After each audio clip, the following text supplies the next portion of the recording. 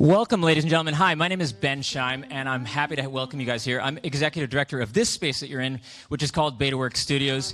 I won't take up much of your time, but BetaWorks, this event is being hosted here partially because BetaWorks has a shared vision with Pursuit. BetaWorks has been around for 13 years as an investment vehicle. We've incubated companies like Giphy and Dots and Bitly and Chartbeat. And we've really been just invested in especially New York-based founders for the last 12 years. This space is a physical club for startup founders and investors.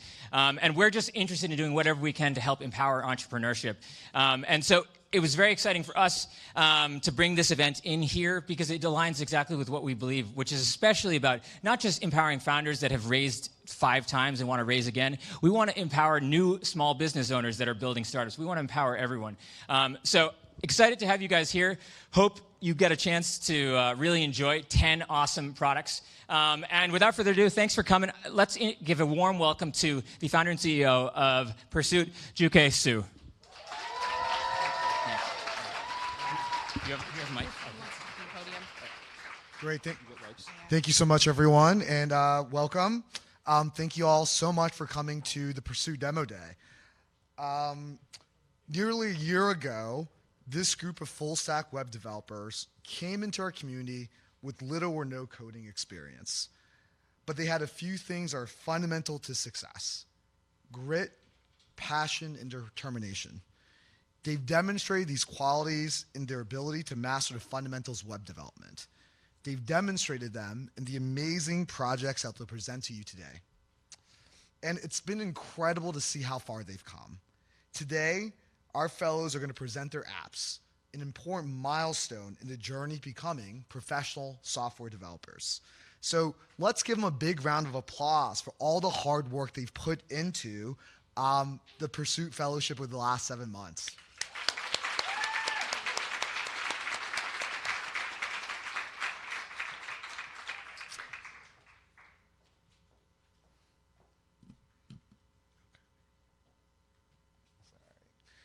And before we get started, I'd like to tell you a little bit about Pursuit.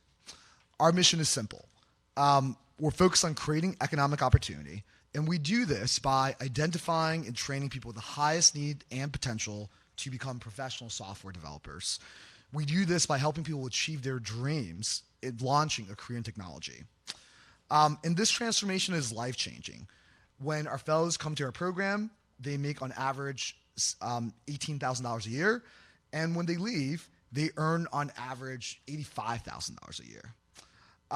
When they come to our program, our fellows are working as waiters, administrative assistants, and Uber drivers. And when they leave, they get hired to write code at some of the most innovative companies in the world. Our fellows work at over 200 different companies, including all the companies that you see here, and some start their own. And many go on to become future leaders in technology. We're committed to serving this audience because we believe that everyone, regardless of background, should have the opportunity to succeed. And we're incredibly proud that our cohort reflects the diversity here in New York City. Pursuit cohorts are nearly gender balanced, about 70% Black or Hispanic, 40% immigrants, and about 60% don't have a bachelor's degree. And we believe our commitment is now more important than ever. Technology is a huge and rapidly growing industry that's created incredible wealth and jobs and companies, but not everyone is equally sharing in these opportunities.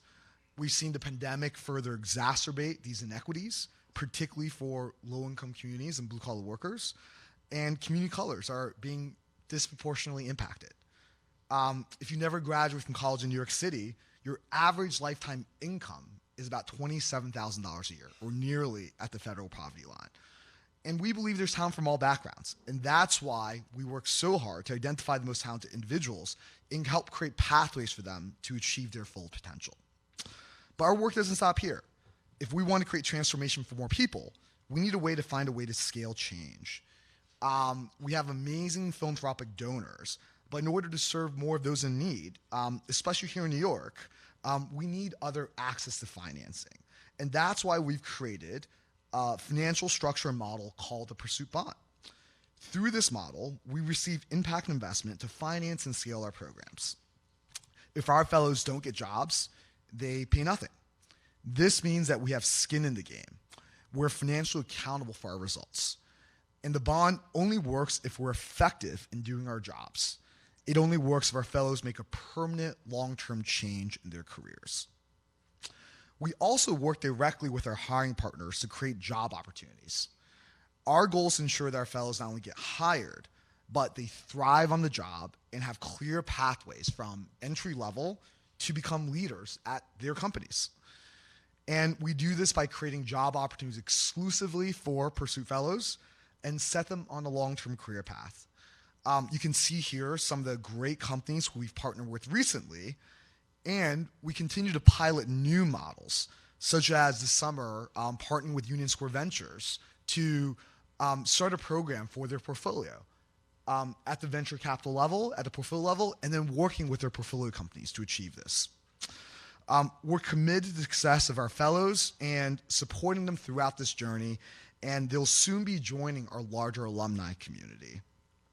We're so proud to have so many of our fellows as mentors and volunteers, and many of them are here tonight and have been helping everyone along the way. So I want to give our alumni who have helped a round of applause.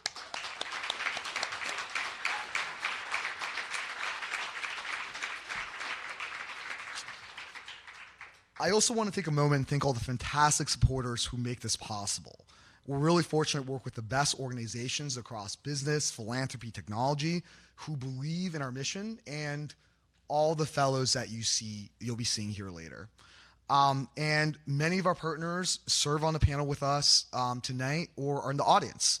I'd also like to especially thank our board members and operating corp members, Zach Smith, who's here there, Zohar Yardeni, who I think is here, Jesse Sai, Richard Su, and so many others who are working to help create these new job opportunities and bring their expertise and skill sets to Pursuit. So let's give them a round of applause. Thank you, everyone, for your support.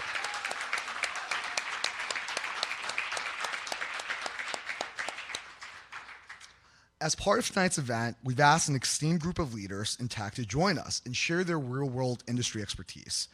Our panelists will ask our fellows questions following their demos and provide valuable feedback and insight on the projects. So let's meet tonight's panelists.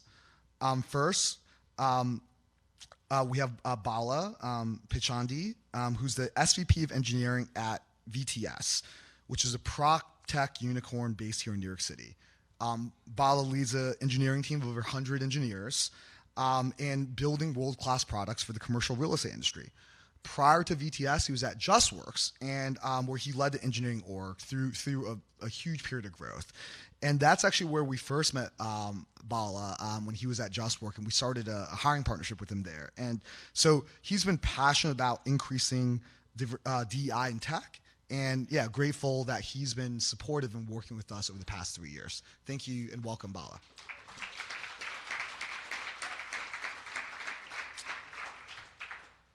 Next, we have Hao Truong, who's the Director of Engineering at Uber.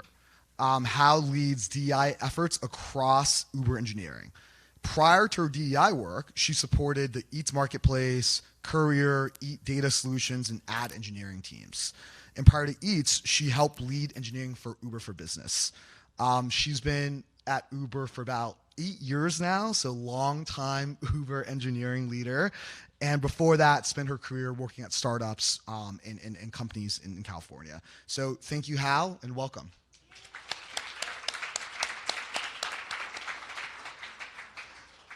Next, we have Andrew Sweeney, who's the CTO and co-founder of Waybridge.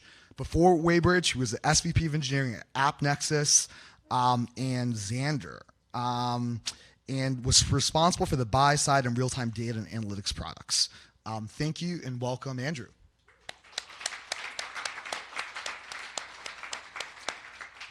Next, we have Aaron Holliday, who's the co-founder and managing partner at 645 Ventures, which is a $200 million early-stage venture capital firm that's considered a pioneer in data-driven deal sourcing powered by proprietary software.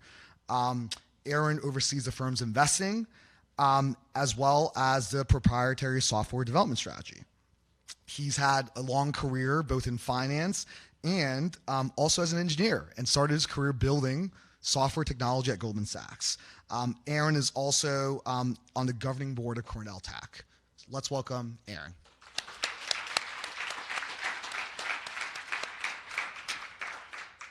Next, we have Brian Bejile, who's a managing director in markets and head of loan portfolio trading and e-trading for loans and CLOs at Citi. Brian built and launched Loan Plazas, as well as an independent industry-led data and execution platform for fixed income markets at Citi in partnership with Bank of America. Thank you and welcome to our panel.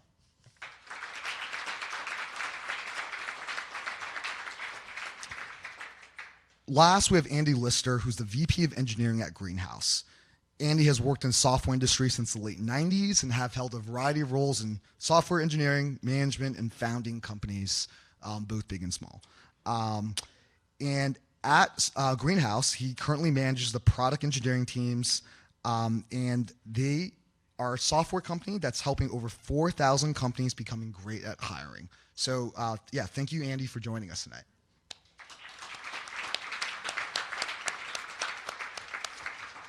Now, I'm really excited to have all of our panelists join us today and provide their leadership in support of our mission and program. And I know that our fellows are also really excited to get feedback from them as well. With that, I'd like to introduce Jay Jayabos, the General Manager of the Pursuit Fellowship, to tell you a little bit more about our program. Thank you. Welcome, Jay.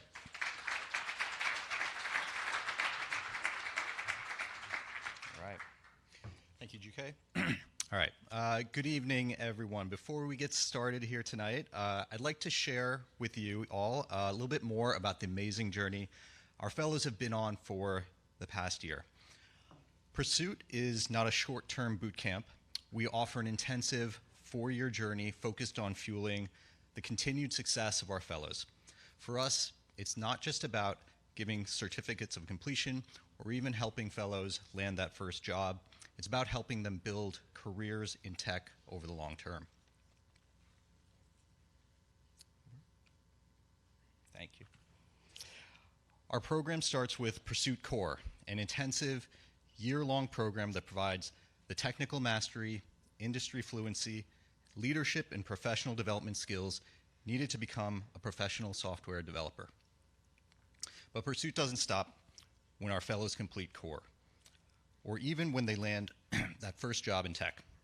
We continue to support them and provide an additional 3 years of support and service to help build their careers in tech. As GK mentioned, we work closely with employers during this period, and it is actually part of our mission and model to create change in the tech industry itself. This reflects our deep commitment to giving fellows not only the tools and skills they need to succeed as developers, but also the tools they need to succeed as professionals in their careers. Nearly a year ago, we received over 850 written applications for this current cohort. Applicants then attended a challenging 2-day coding JavaScript workshop. Following that, a group were selected for on-site interviews with volunteers from tech and professional communities. By way of this process, we selected the 54 phenomenal developers that you will hear from today. We've selected fellows with the highest need and potential, who have the grit, the passion for technology, and the drive to succeed, individuals who embody the values of Pursuit. We believe that they will not only be exceptional programmers, but also can be leaders in the industry.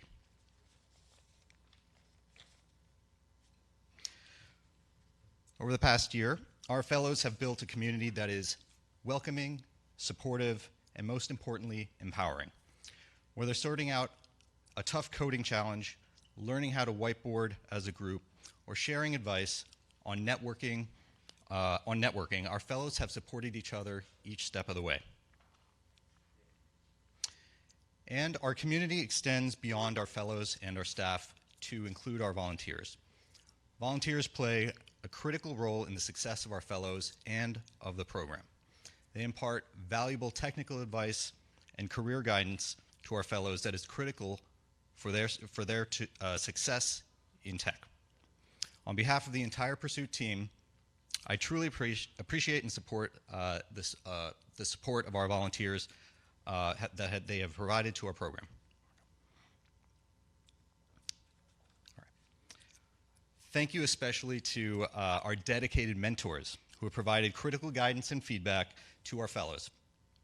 Technical mentors came in weekly to meet with their groups and helped those groups navigate new technologies, set weekly goals, and define the technical vision for their projects. Let's give our technical mentors a big round of applause here.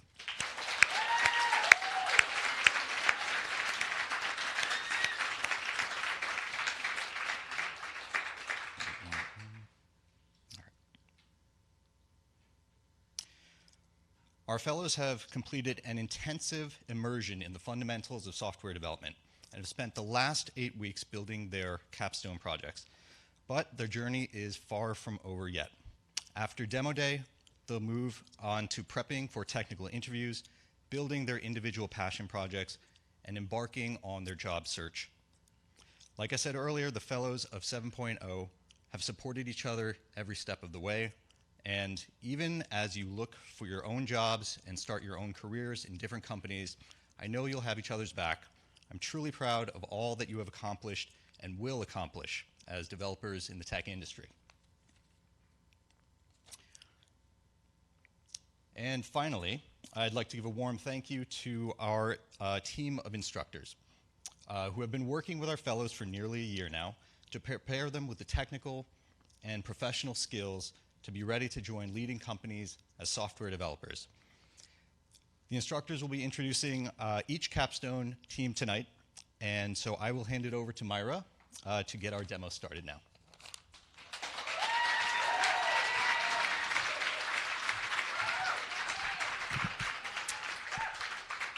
Hello, everyone. So my name is Myra. I am a lead instructor for our 7.1 time cohort.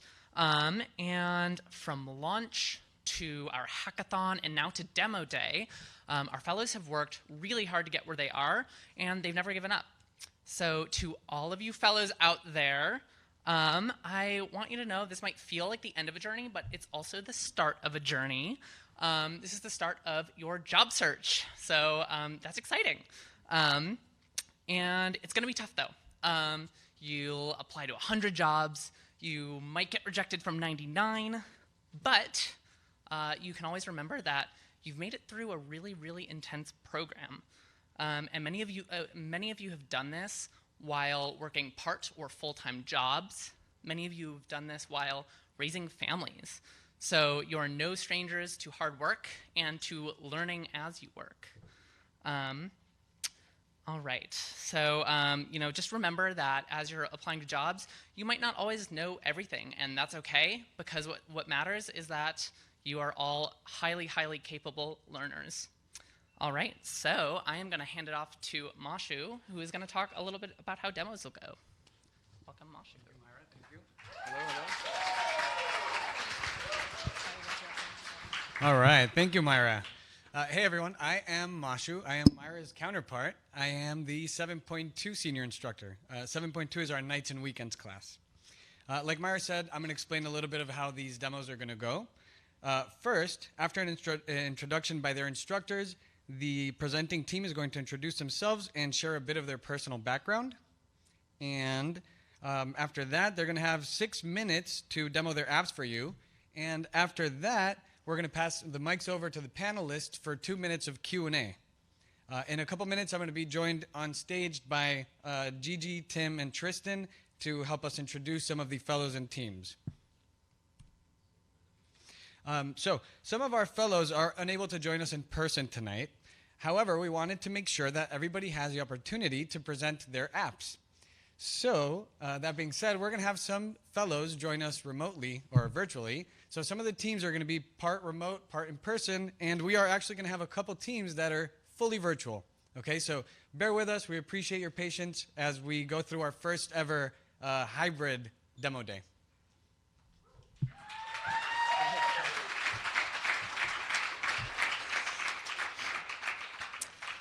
We're also live streaming today's event so that the broader Pursuit community can support and celebrate this group's accomplishments with us.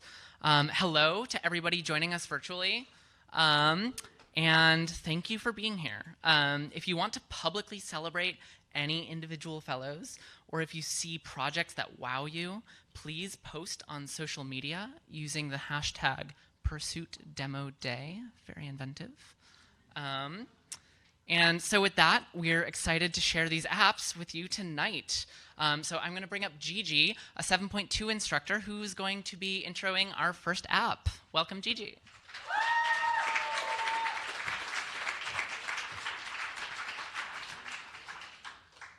All right, this first team of software developers is one you should all be keeping track of.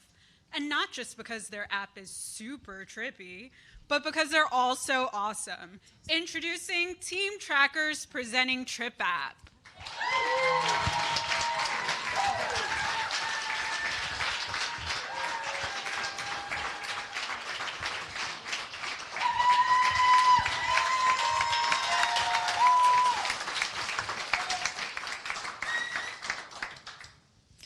Hello and welcome. My name is Jordana. I'm the project lead of our group we named Trackers. I'm the full stack web developer who is passionate about developing user-friendly apps that create convenience to people. This became my passion when the bank started offering the service of depositing checks online. It was always a hassle for me to go to banks on Friday nights to deposit my paychecks. And so it made me realize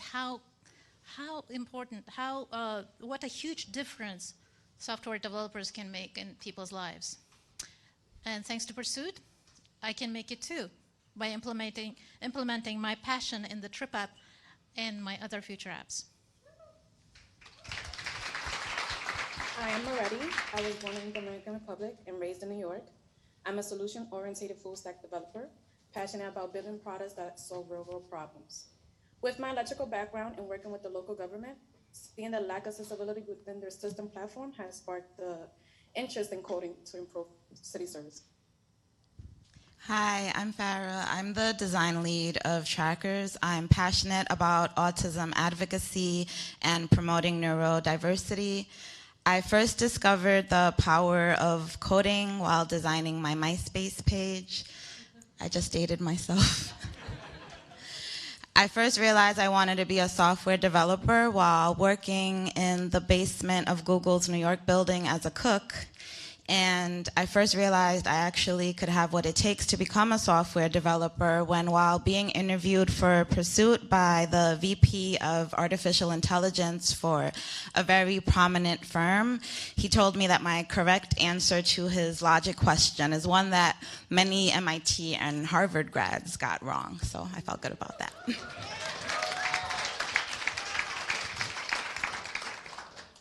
Hi, I'm Josh. I'm a web developer and technical co-lead of Trackers. I was born and raised in Jersey. I've always had a passion for programming since I was young. It actually stemmed from playing video games and actually modding those games. In my free time, I like to snowboard and mod games pretty much. And currently I'm driving, which we'll probably be discussing more coming up. I'm Damien. I'm also a tech lead on Team Trackers. Recently, I went back to school and majored in mathematics. Excitingly, I am also a new father. Before I started my career in tech, I was a carpenter. I come from a family of carpenters, so I know the struggles of being a private contractor in today's world. So doing something in tech that would improve the lives of all the forgotten people out there is truly rewarding, which is what our application that we're going to demonstrate, show you today is all about. And now about our app. TripApp's purpose is to track your mileage and or car expenses during the whole year and get reductions while filing taxes. Although our app is applicable to many different business sectors which use vehicles for business purposes, for the purposes of our demo, we will be focusing on self-employed drivers.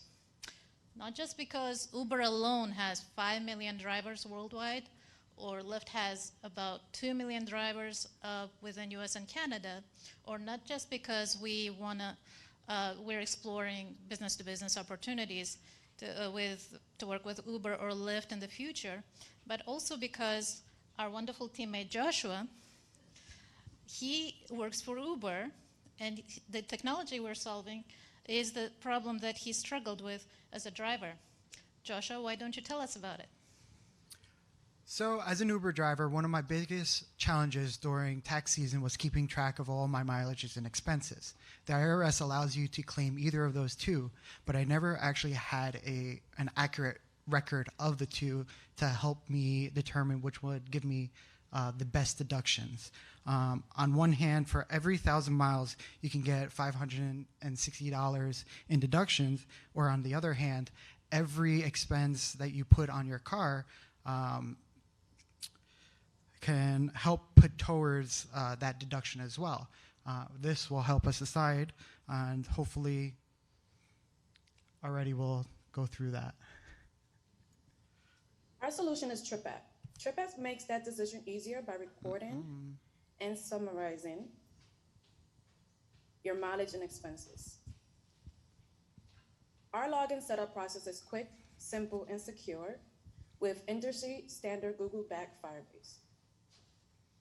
When you first log in, you will be taken to a page where you will enter your vehicle information, such as year, make, and model, and other car details. For multiple vehicle owners, our app has the capability to track individualized information of mileage and expenses for an entire fleet of vehicles.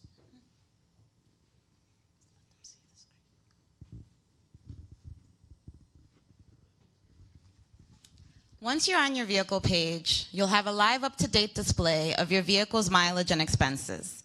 You'll also have access to our easy and sleek menu of options, where you can enter or view your vehicle's mileage and expenses, allowing you the opportunity to access a PDF report of this vital information. The user can enter any date or generate today's date by leaving it empty. When you enter your information, your tables will be updated automatically.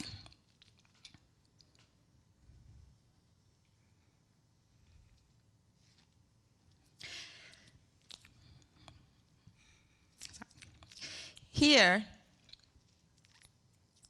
not only can you enter a new transaction, but when you click on More, you'll have the option to edit or delete any transaction in your table.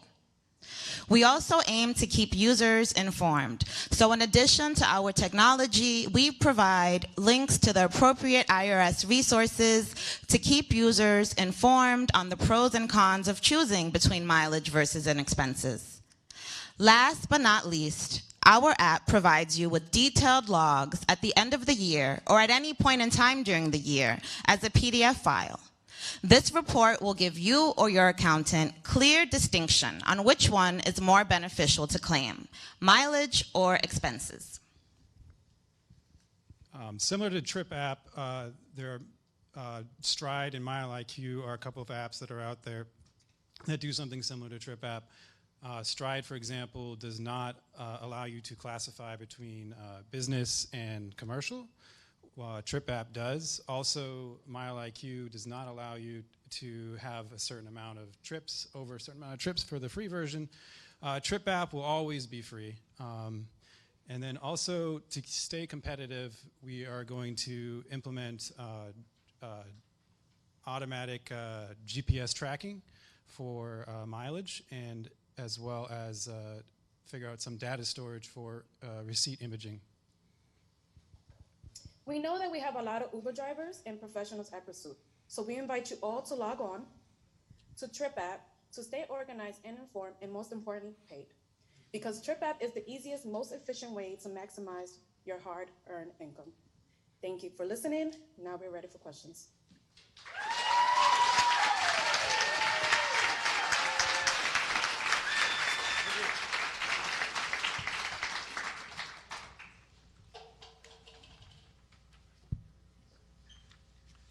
I might have missed it, but does it work on mobile on the mobile browser?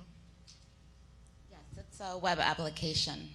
Got it. So it'll be easy for a driver when they're sitting in their car to just pull it up on the browser. We do plan on using React Native to build that out as well. Right now, it's currently just a web responsive application for. Thank you. Also, you mentioned that you would export it, the spreadsheet for your CPA. Have you considered also doing integration or some sort of export with like TurboTax and other accounting apps? That's a great question. We haven't considered it before, but we'll let you know once we. We'll get back to you. Yes. Thank you. That's a great suggestion. Really great job. Could you talk to us about something that was really unexpected in the building process that you didn't anticipate going in? Well, I can take that. When we started the project, we haven't anticipated introducing anything new except PDF Make. That's the only new thing that we've expected to have. But during the project, while we were working on it, we were introduced to Redux, we were introduced to Firebase, we were introduced to several different applications, and we have actually used all of these to develop our app while during these 8 weeks.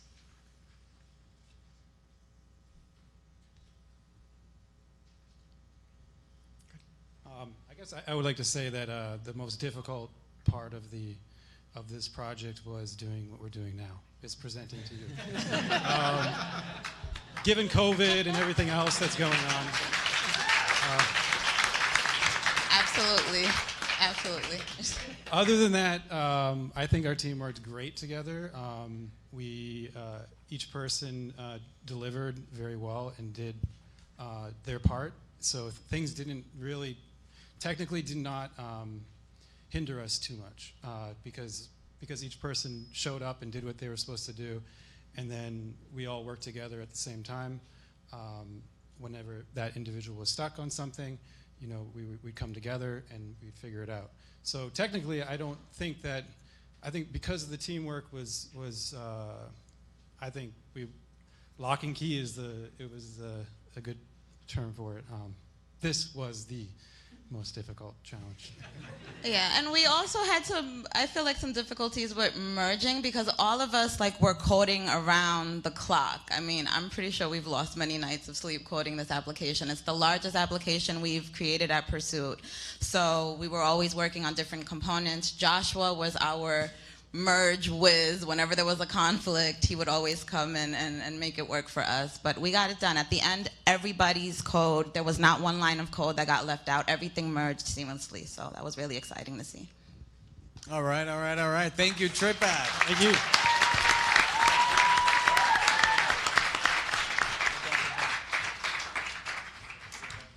All right. I'm pleased to introduce the next set of engineers. This group is looking to set the art world on fire by adding color to the tech landscape. Not for the paint of heart. Please welcome Only Art.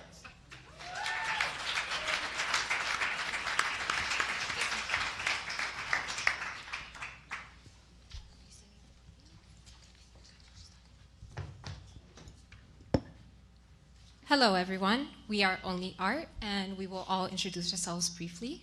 I'm Kenya. I'm a college assistant for CUNY, an amateur artist, and a software engineer. Here at Pursuit, I get to develop my technical skills while also feeding my creativity. I hope to work at the intersection of building community. I hope to work at the intersection of the arts and technology. Hello, everyone. My name is Carlo. I'm the technical lead for Only Art.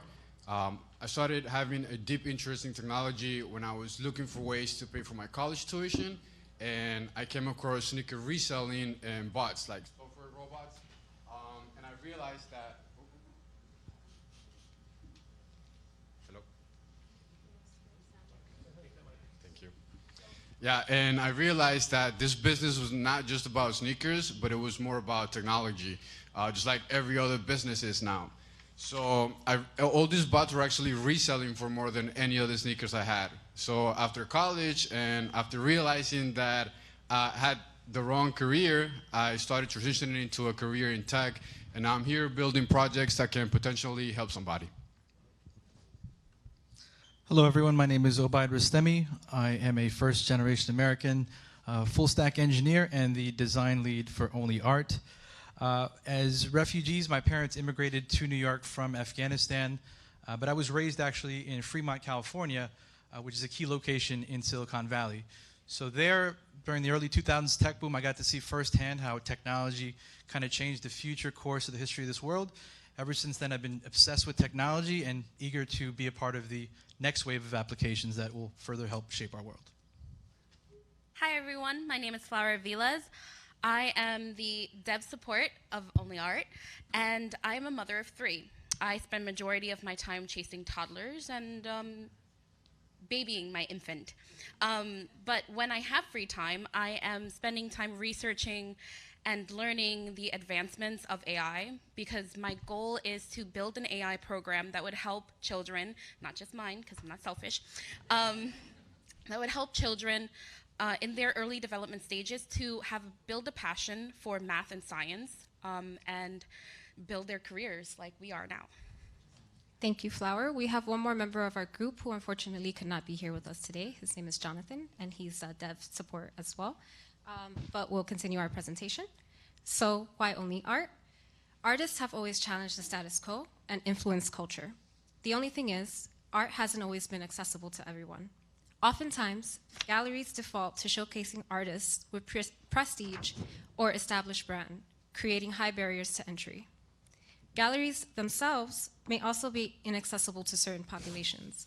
Entrance fees can exclude certain groups. And from a venue's perspective, additionally, restaurants, cafes, and galleries have been financially impacted as a result of COVID-19. So, Only Art is a platform that makes the arts more accessible to everyone. And they do this by helping artists establish their networks and community via connections with local venues that would display their work. This would lead to increasing access points to the arts by bringing them to everyday places. Additionally, Only Art also helps venues maximize the usage of their space by redefining what it means to be a gallery. It would help local businesses bring in more community members. Other apps like PeerSpace, for example, showcase venues but don't allow for venues to book artists. And with that said, I'll pass the mic to Carlo so that he can go through a demo for us. Thank you, Kenya.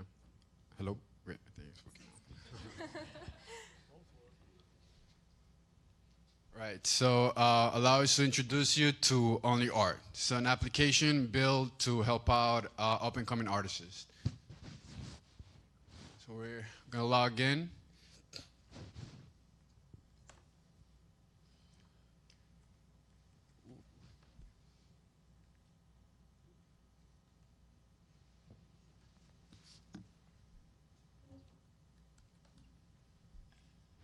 Great. So we have one of our users here. He goes by the username of Mirror1. He is an artist from Los Angeles that is currently residing in New York because he's been trying to get into some of these galleries to showcase his art, but it has almost been impossible. The last thing they told him was that he has a better chance of selling his art somewhere in the subway station. So he came to Only Art, where they told him that he can actually book venues that go according to his budget, and he can do his own galleries. So he can scroll through a list of venues here. You can see things like coffee shops or like nightclubs or distilleries, even nightclubs. And he can see that there's different prices, right? There's a really amazing gallery over there, but obviously it's too much for him. So he looks at the paper box, and he sees that the price is $0. So some of these venues will take the artists as long as they can bring some people to just buy some drinks in the bar. So he looks at the place, he can browse through some of the images as well. He likes this space. He see that he can bring some people over there, and all he has to do is contact the venue owner, and then he could take it from there. See if he can book a date to start doing his galleries. But that's not all he could do. If we go back, flower, that's okay. He can go back again just go back to our toggle option. Yeah, so he can also toggle between finding some artists. And as we saw, some of these venues were quite pricey, so he can also reach out to some of these artists and do a collaboration and work together to book a better venue. So this way, they can all merge their networks and start growing their network to potentially someday accomplish their dreams of getting their artwork listed into a famous gallery. So I will pass it over to Obi, and he'll go over our next side of the user story. Thank you, Carlo. All right, so I'm going to tell a user story of a venue owner named Mike. Now, I found out about this amazing site that creates an ecosystem which makes connecting new artists more seamless than it traditionally has been. Now, Mike currently has 3 venues added to his account. He recently added a bar and a coffee shop, and those are both 2 businesses of his which he's really trying to find creative ways to push for more foot traffic. Now, redefining the ways in which he can use that space to allow him to gain some additional cash flow and also potentially the opportunity to gain new customers. Those are 2 areas of paramount importance in today's post-pandemic business world. Now, how is he going to accomplish that? Well, he does have an upcoming show at his coffee shop this Friday, but he needs an additional artist. So what he's going to do is he's going to go to our artist section, check out a list of talented local artists who are interested in showing their work, and so he's going to take a look, and he really digs one of the particular artists there who has a very similar style to an artist that he currently has booked there for Friday. Now, let's go ahead and see if we can establish a connection with that artist.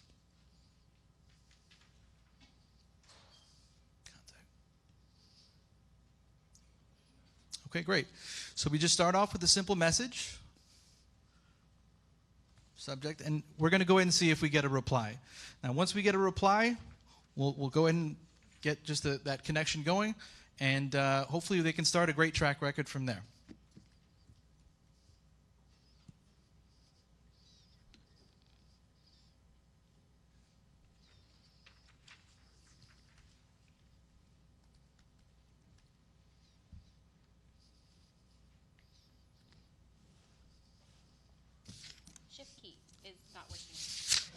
While they're sending that message off.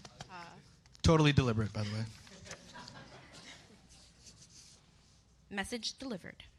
All right, now we just wait for a reply, and we'll see if we can get some brand new artists as a part of our repertoire. All right, I'm going to go ahead and pass it to Flower now, who will go over some future iterations of Only Art and some extra features that we'd like to add down the line. So I'll actually be taking over the future iterations. Thank you, Flower, Carlo, and Obi. For future iteration of our app, we would like to add a map and calendar feature. We would also like to add the Let's Collaborate button to allow artists to more easily connect with each other. And we would like to integrate a chat feature onto the website as well. Thank you so much for listening. Thank you. And we'll take any questions.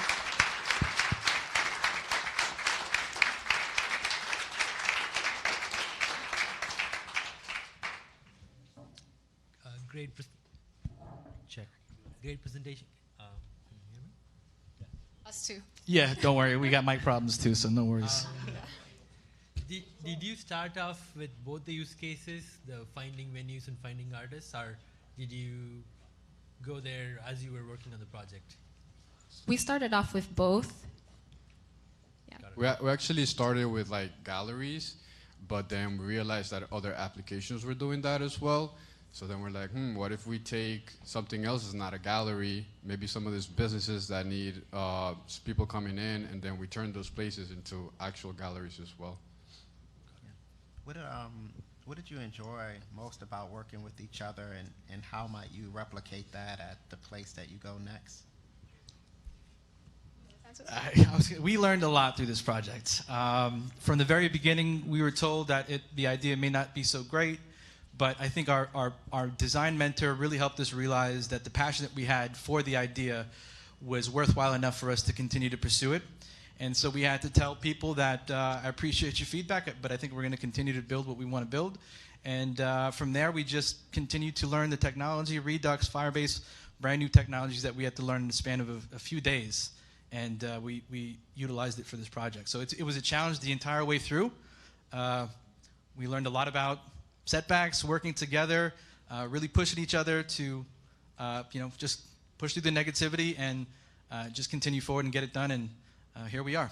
The fact that we got here today with the app in the current version it's an accomplishment all on its own. So we're really, really proud of how far we came. Thank you.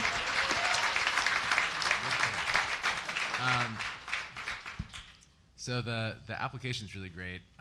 You mentioned some of the features you're looking to build next, which is the calendar and the in-app chat. Did you think about payment models for the artists themselves and like how to connect potentially consumers there and how that would work, or with potentially the venues that are showing it? We thought about something like that. We were planning to like do like at the same time that they're doing a gallery, we can like show it in the website, and for whoever that cannot come through the gallery, they can display their artwork that they can buy at the same time. It could be something with like NFTs, or if they have like solid artwork or something like that, we're trying to implement that. But we actually Flower helped us build an entire like 3D map for the library, but it was going to be too much to implement by today. So we Flower learned Blender just to make a gallery animation for this that we unfortunately didn't get a chance to showcase. But let me tell you, it's amazing. All right, thank you, Only Art.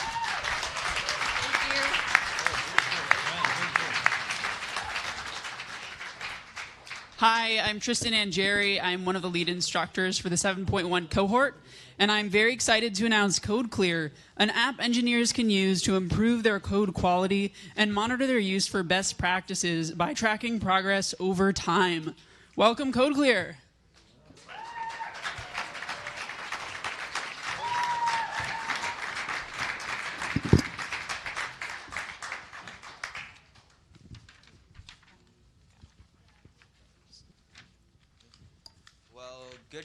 Good evening, everyone. Thank you for being here with us. We're excited to introduce our app to you, but before we do, we want to introduce ourselves. My name is Kelvin, and I have a bachelor's in chemical engineering before I decided to pursue a career in tech. And I've always wanted to challenge myself to invent new technologies to help improve my life and those around me. Hello, everyone. My name is Jamie. I'm a full-stack web developer with a background in emergency medicine.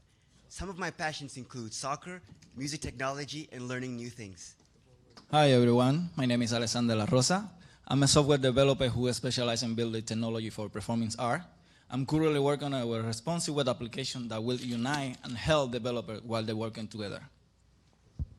Hello everyone, I'm Ivan. I'm a personal trainer with a strong interest in fitness and science. I'm always seeking to perfect my technique during my workouts as I do in my code. I'm always striving to understand the intricacies of the code because I believe that determination leads to success. Hi, my name is Dumin, a pursuit fellow with a background in hospitality. Ever since I used a computer in the library at age 14, I have been having a strong interest in tech and computer hardware. I like problem solving, and I want to apply the skills in a new career as a full-stack web developer. Hey everybody, my name is Hafiz, and I am a full-stack web developer. Currently, I upskilled my skills by learning full-stack technology to develop more interactive web applications. My favorite part of coding is finding out different ways of solving a problem and choosing the optimal solution. So why do entry software engineers need to write cleaner code? Well, clean code is code that is easy to understand and to change, which helps collaborators work together to read and understand each other's code. And in many tech companies, it's a must for them to use best practices within their code. And developing this skill is going to help you stand out, especially when you're looking for a job in tech. So to improve your coding skills, one needs to read documentation, understand your code. And that takes a lot of time and effort. So one also must have exposure to clean code and its conventions. So to monitor your progress and improve your coding skills, one must need to manually input your coding errors and categorize them into a spreadsheet. And that takes time from learning and reviewing. So Code Clear is an application that helps you identify and correct your coding errors and help fix your bad coding habits. It's unlike other applications such as Prettier. Code Clear helps you keep track of your progress through report features that lets you monitor and identify which type of coding error you need to work on. So let's begin the demo.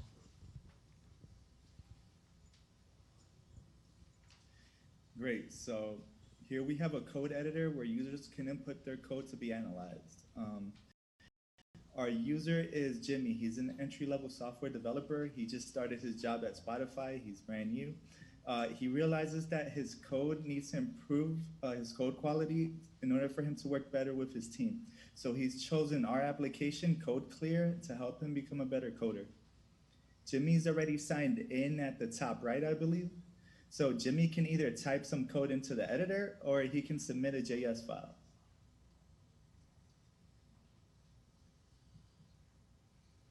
Cool, so after Jimmy clicks the submit button at the bottom, he'll be given a detailed analysis of his code with the specific location of each error so that he knows where to fix the mistake.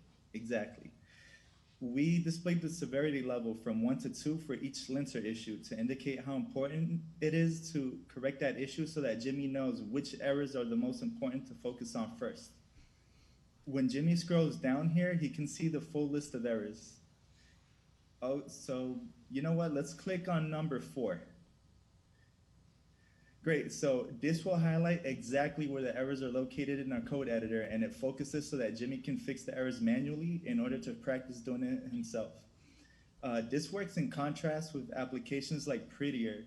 These applications, they'll normally fix your code for you automatically without you noticing or learning from it. Jimmy had the opportunity to decide which mode light he preferred in light dark mode through a button. Also, with a star rating system, he will determine the quality of his code, as well as providing him a score that will serve as a moral booster or eye-opener so he can see at what level he's at. Jimmy, through the second button, he can see an editor with the code fits. Also, with the Instagram graph, he will display the frequency of how many errors or warnings are in his code. Jimmy now goes to the report page, where he can see a detailed report on his code quality analysis. Jimmy has the option of seeing daily, weekly, monthly, and annual statistics so that he can see common trends in his code and use the report to improve his coding habits accordingly. That concludes the app demo. I will now pass it over to Dumin to talk about our challenges. A recurrent challenge is customizing our integrated development environment. We have managed to understand the linter in browser editor and file-based documentations enough to create our current features. We are still learning how to access certain functionality of the in-browser editor, such as how to detect typos. A previous challenge was getting data dynamically from the database to display statistical data to the user in the report page.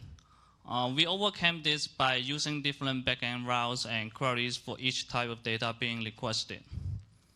For future improvements, we want our web app to support other languages besides JavaScript, and to appeal a wider audience. We want to integrate our application as an extension into other applications. Now back to Kevin. So in all, Code Clear is an application that's meant to help you improve your code quality skills by showing your progress. And it's a must to have when working in the tech industry or any group project. We plan on marketing this as a free-to-use application for fixing code with a paid subscription model for using the data analytics and report features. Thank you so much for listening. Are there any questions?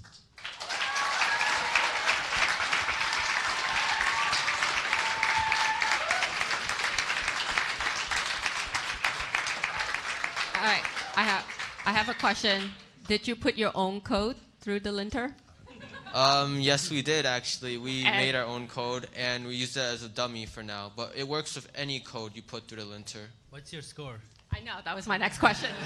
I don't know about theirs, but mine would be pretty bad. So that's why I'm working. What were your biggest tech challenges? I think Duman can answer this one. Some of the tech challenges, like I mentioned before, getting data dynamically from the database. And another technical challenge was the user authentication, which it takes more work for us to actually take us pretty long to solve that problem. Yeah, this is a very interesting problem, and there's a number of companies that are kind of considering building these types of applications right now. What inspired you guys to build something like this? I think Jamie has the best answer for this. Yes, absolutely. So our inspiration for this application, so we were ideating over this app and we were thinking about incorporating because there's a rubber duck debugging, so that it came from that. Basically, we were thinking, what if there was an application that did that?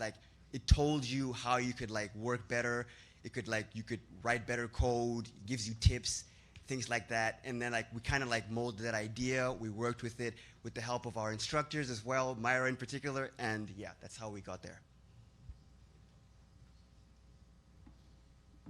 All right. Give it up for Code Clear. Good job. Oh, thank you. High five. Good job, guys.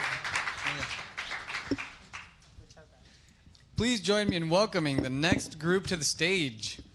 Presenting Given, Saving the Universe, one item at a time. All right. First of all, thank you everyone for being here tonight. We are Team Given, Save the Planet one item at a time. My name is Jeffrey Sebastian, and I am a software developer with demonstrated history of working in hospitality. My journey into software engineering began when I was an intern at AllianceBernstein as an IT quality assurance. When I was working at AllianceBernstein, I was exposed to working with different developers, and I realized that I also want to create something that would benefit other people and help our planet as well. And I am the front-end lead of this project. Hi, everyone. My name is Jordan Bobadilla Rosario.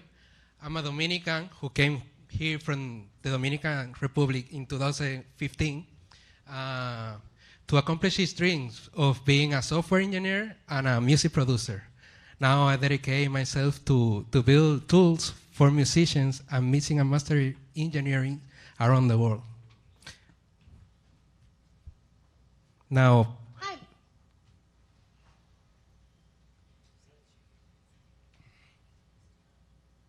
Hi, my name is Jaylene, born and raised in New Jersey. My passion for programming spans from video games and my love for solving puzzles. And with that passion and now being a full-stack developer, I would like to create different apps for gamers like myself and one day work for a video game company.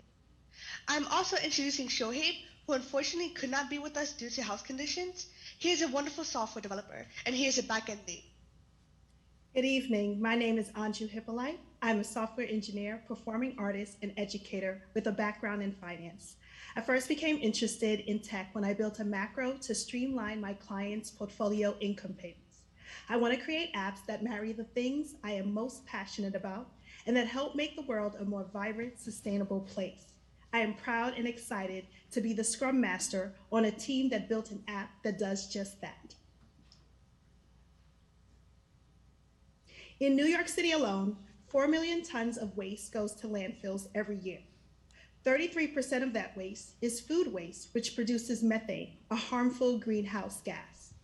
E-waste generation in New York is on the rise and the fastest growing waste stream worldwide, thanks to our obsession with all things digital. Most of the plastics are non-biodegradable and electronic components leak harmful chemicals such as lead and mercury into the environment. 85% of our used clothing and other textiles end up in landfills and incinerators and emit harmful greenhouse gas. The average American throws away about 65 pounds of clothing per year. And when they're not throwing things out, they're buying. The problem is that people don't know where to go to give their things away. and there's no encouragement or incentivization to do so. Naturally, people choose to do what is easy, throw away perfectly usable items. By reducing consumption, we help stop waste before people create it, which helps save natural resources, conserve energy, and reduce pollution. So our solution is that we created a user-friendly platform that is singularly focused on waste reduction by having users posted unwanted items for free. Given provides educational facts related to each item about how the transaction saves the planet. Users are awarded points for each item they give away and are encouraged to keep giving instead of wasting. This promotes cooperation and social connection. Okay, so now tell me, who likes free things? Or raise your hand if you like free things. I like free things, you know, everyone does. So you're just like Jordan, who needs room for his musical instruments and wants to give things away. Jordan decides to give away a set of studio monitors.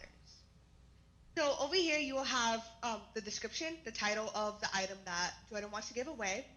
You also have the description of what the item is about. You can post what condition it is. You'll have a tag, whether it's electronics, clothing, you know, in this case it's electronics. And then we actually implemented a map box feature that Jordan will be able to put his location on where the item can be picked up. And you can also add images as well.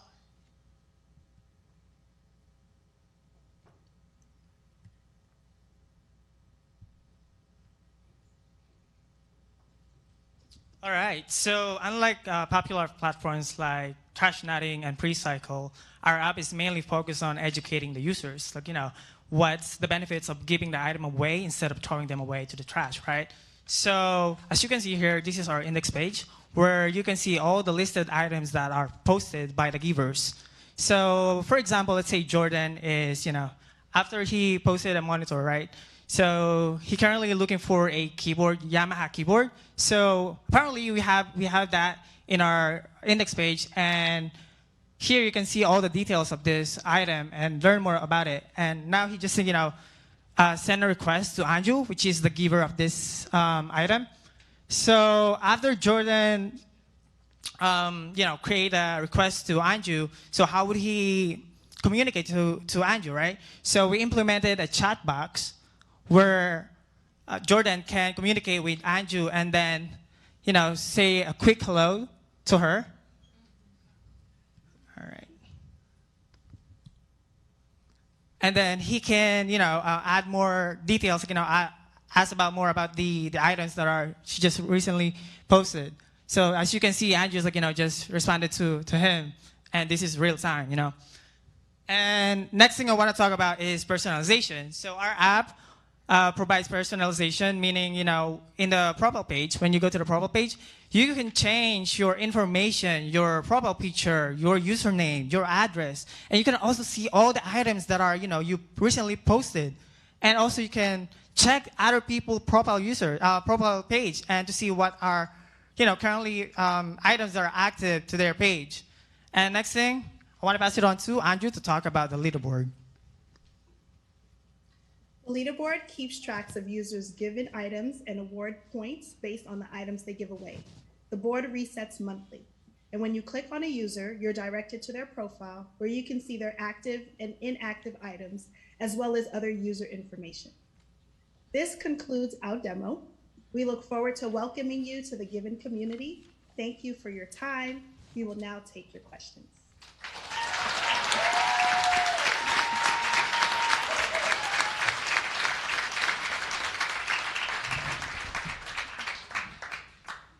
Do you have any features to share this out to social media, like the things that are being given away?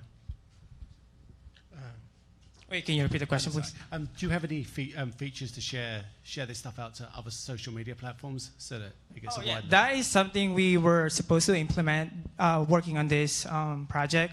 We supposed to implement, like, you know, a button that would, let's say the item is like, for this app, when you log in and you want to share this to Facebook or Twitter, right? We would like to implement the button that would share this to this, kind of social media platforms such as, as I mentioned, Facebook, Twitter, or maybe LinkedIn, whatever you guys want, so that people are informed, like, hey, there's like, free items as well. Great name and great project. One question and a kind of suggestion. When you look at building this, what was most fun for you as a team as you were building it? Definitely learning about new technologies like hosting images in AWS S3 or building the map using the Mapbots API. That was the most fun, and actually the authentication on Firebase. Learning those three things was the most fun for us, and yeah, we enjoy really the project that we built, and I think it's great. Yeah, I just want to add something to that. I think the most fun is that, working on this app, we learn a lot of, different technologies such as, Firebase, Chat Engine, Mapbox, and Chat.io, which is we're really new to it, which is really fun, expanding our knowledge aside from, what we're learning in Pursuit, but we're also expanding our knowledge beyond that. So I think that's the most important, really fun for us, to expand our knowledge to it. Yeah, and gamifying the whole giving aspect is great. I would also suggest adding the carbon footprint of what you're giving away so that you can also use that to rank users. Yes. Yeah, that's a really good feedback. Thank you. Thank you, Given. Give it up.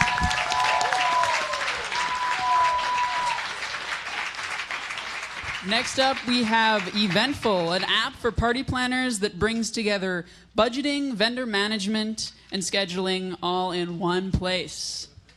Welcome, Eventful.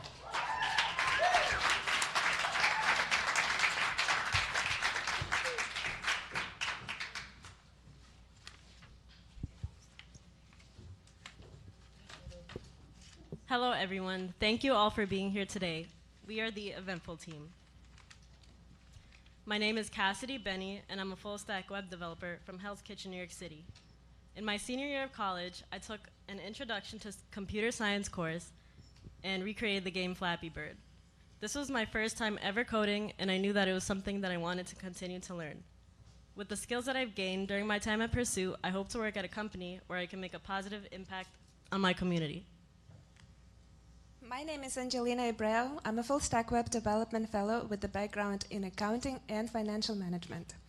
I loved solving logical puzzles too much, so I decided to make it a career, and Pursuit enabled me to do that. Also on our team, we have Tiana, our technical lead, who unfortunately could not be here with us today. My name is Ray Finney, and I'm a software developer by way of Pursuit with a background in hospitality. Growing up, I was a fan of three things: the Knicks, the Yankees, and technology. I used to download emulators and ROMs and try to figure out the build behind them and how they worked. Now, this was after buying the game, of course. Pursuit has helped me leverage my love for technology with the skills I've developed during my fellowship into an amazing future in the tech industry. Hi everyone, my name is also Ray, and I was born and raised in Newark, New Jersey. I've always had a love for sports as well as PCs, namely PC gaming. These interests led me to work for a company that organized recreational games around the city while I took coding classes in my free time. Pursuit has helped me bolster these skills, and now I feel I have the ability to pursue a successful career in tech. Hi everyone, my name is Jasleen Villamel. I have a background in IT, juvenile justice, and cab driving. I joined Pursuit because I wanted to learn how to write code to solve problems. When I worked in IT, a lot of my coworkers were very helpful at solving issues because they knew how to code. At Pursuit, I learned my strengths, such as I'm able to speak up quite often and solve problems, and now I know how to solve problems with code too. So, why did we build the Eventful app? The amateur event planner doesn't have much experience finding vendors, keeping track of their budget, or monitoring which vendors they have or haven't booked. These essential aspects of planning an event are spread out across different platforms. For example, one might use Google or Yelp to find and connect with vendors. However, there are many details to consider when planning a party, which can lead to multiple search queries. In order to keep track of all their booked vendor information, what vendors they have yet to book, as well as if they're still on budget, they may use a Microsoft Excel spreadsheet. But Excel does not create organized checklists tailored to your events. Instead, you are required to create tables and populate them with information yourself. While these separate entities are okay on their own, for an individual who struggles with multitasking, it would take a miracle for them to stay organized. And although apps exist to help with the planning of a specific type of event, like the Knot for weddings, none of them cater to the broader world of event management. Our solution is Eventful. The Eventful app is a one-stop shop for your vendor booking organization. Our app allows users to plan and manage an event and helps them to stay organized. Our app saves time and reduces the stress of planning an event by giving users the ability to search for and favorite vendors, as well as see vendors they've booked and their budget all in one place. Now, we'll go with Ray Yu, who's going to walk you through one of our user experiences, John, who is in the midst of planning an event for his best friend's surprise party. He was also tasked with planning his daughter's Sweet 16 as well. John heads over to the Eventful app and signs into his account. On his dashboard, he can easily create a new event and view his existing events. Let's create his daughter Mary's Sweet 16.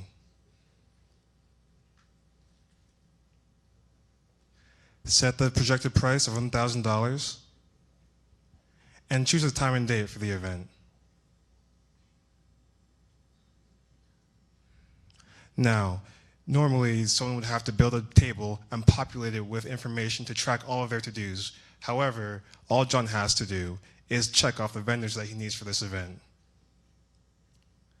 Once the event is created, John can start his planning. And just like that, John has a personalized checklist put together for him. He can also view a tracker to see his budget and even see a countdown to the event. Now, if John wants to search for a DJ, he can easily search from the drop-down menu or directly from his checklist.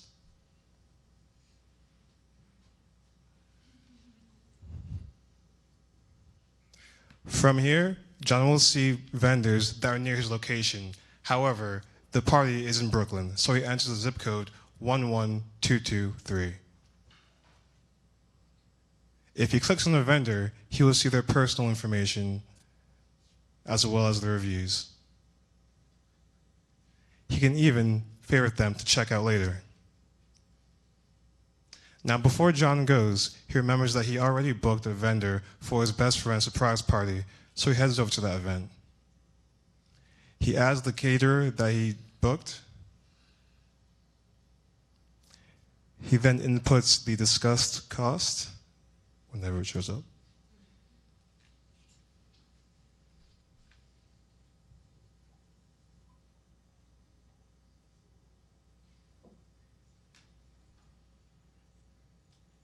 Want to try that one?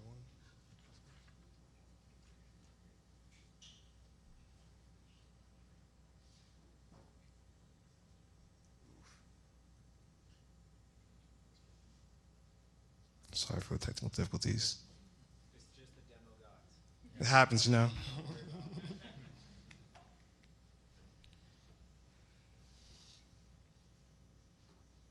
Awesome. Okay, he goes back to the vendor, inputs the discussed cost. Finally, when he goes back to the event page, that row is now checked off and his budget has been updated. John can easily access all of his personal budgeting information whenever he wants to. And that concludes our demo. In the near future, we would like to implement guest vendor browsing with a display of vendors' locations on the map, as well as implement access to settings for users that are signed in. Thank you all so much for your time. I'd like to open the floor to the panelists for any questions.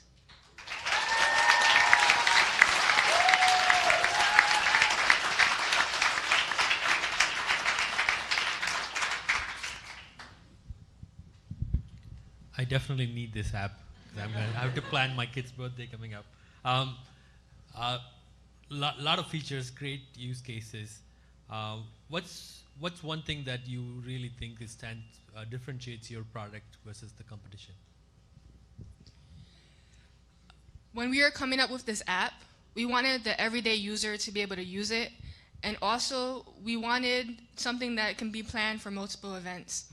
Most apps and websites online are geared to one type of event, such as the Not for Weddings, but you can't use one of those websites to plan different types of events. So this app, you can plan a variety of events, and the everyday user can use it. What are your sources of data for the venues and the pricing? I'm sorry, the associated data with event. Yeah, what sources of data do you use to get the information? Yeah, for this app, we decided to use Yelp API. When we, after the ideation, when we chose the idea, we did a research of existing APIs, and Yelp API was perfect for us because it had the required variety of the vendors, and also it provided the information we were looking for, like the vendor information plus ratings and reviews. But to be clear, the budget comes from discussing with the vendors their pricing. Right. Thank you, Eventful. Thank you.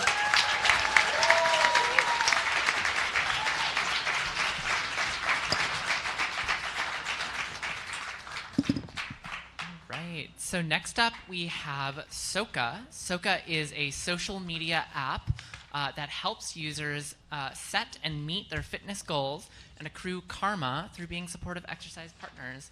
And Soca is coming to us today virtually.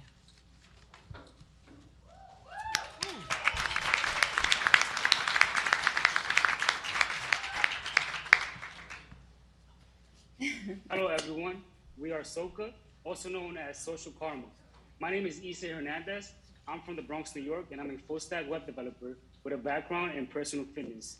I decided to join the tech industry because I aspire to use my knowledge to create applications that would evolve one's overall wellness. Hello, everyone. My name is Daniel Naranjo. I was born in Ecuador, and I'm a full-stack web developer with a background in retail and logistics. I'm passionate about creating web applications with a focus on user experience and accessibility.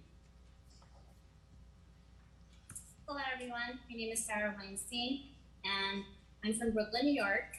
I have a background in hospitality management, and I'm currently at the intersection of software engineering. I decided to enter into the field of technology because I love problem solving and taking on new challenges. Hello, everyone. My name is Yesenia. I'm from Brooklyn, New York, with a degree in forensic psychology. As a software engineer, I look forward to implementing my tech and psych skills into human-computer interaction. Hi, everyone. My name is Natalia Pitchandi. I am a Dominican software engineer with a background in IT. I have an interest in persuasive tech, and I look forward to creating applications that help motivate individuals accomplish their goals and establish healthy habits.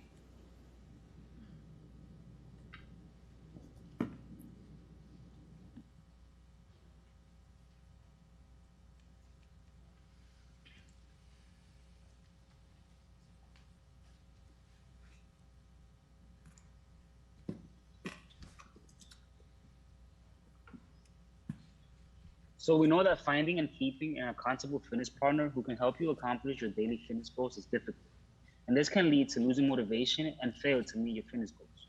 Life is also unpredictable, and this can cause for an inconsistent workout schedule and cause complications when finding a partner who has the same availability as you. Our friend Jack has recently had multiple scheduling conflicts with his workout buddy and is finding it difficult to stick to his fitness goals. He's been going to the gym, but has come to the realization that working out with his buddy kept him a lot more motivated.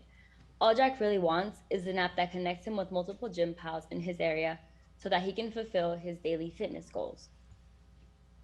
So we created Soca.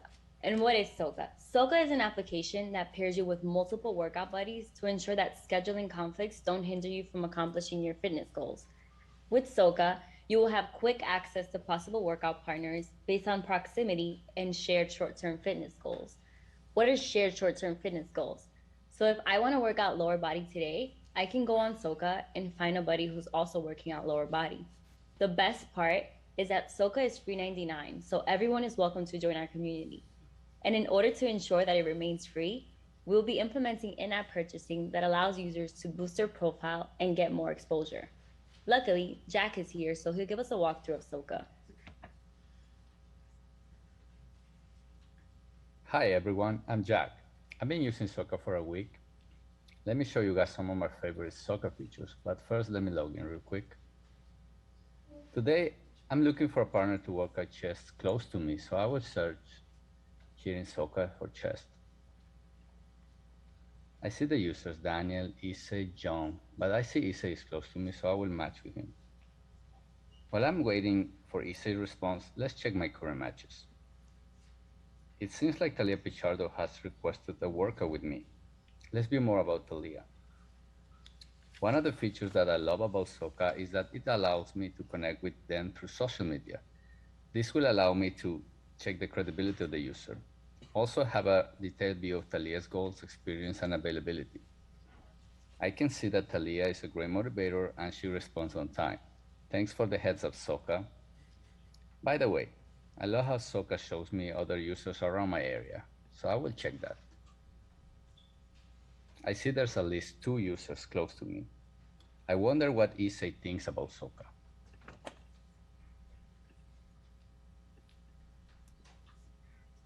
The next day. Hello everyone, I'm Issei. Let me tell you how I matched with Jack yesterday and we were able to meet for a workout. Let me log in real quick. So one of the things I love about Soca is that it allows me to leave a review on my past experience with the user. So I'm gonna give Jack 5 stars because my experience with him at the gym was great. What did I like? He was fun and he was also friendly. I'm also gonna give Jack 2 badges, punctuality because he was on time for our gym session, and spot on because he helped me when I was lifting heavy. Let me give Jack some karma. Awesome. Now I can find a new gym partner for another day. Wow, I'm so glad Soca was able to match Jack and Issei to have a great workout session.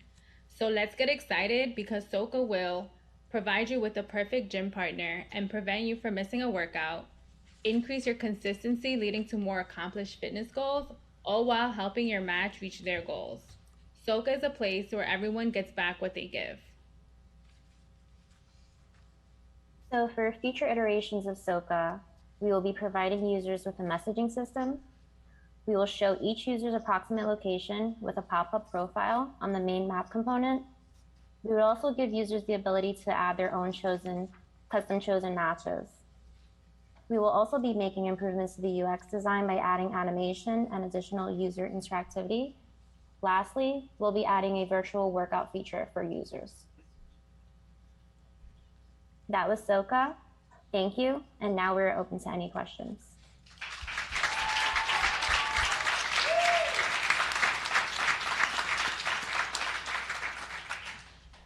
I cannot believe nobody has come up with Tinder for workouts yet. Thank you, guys. So I wanted to ask, so how does one select or identify the gym or the workout space? I can take that question.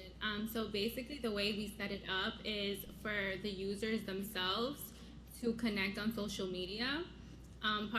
Partially is for the user authentication part because we know that safety is a big issue. So with social media, it'll take care of the messaging system. So there's no limit to where they can work out. Ideally, it is the gym.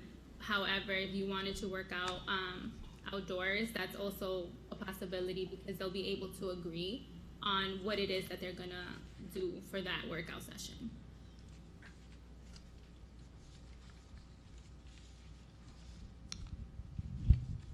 The app was beautifully designed, especially the page where you have review karma and the badges.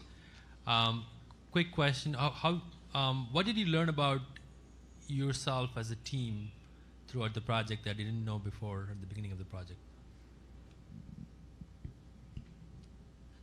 I can take that. I feel like as a team, I feel like we were really resilient. And I feel like when you actually love what you're developing, you will push the limits. And I feel like that's what we definitely did with this app. We wanted to develop we are interested in fitness, and we wanted to develop an app that encompassed all the features that we would want in a fitness app.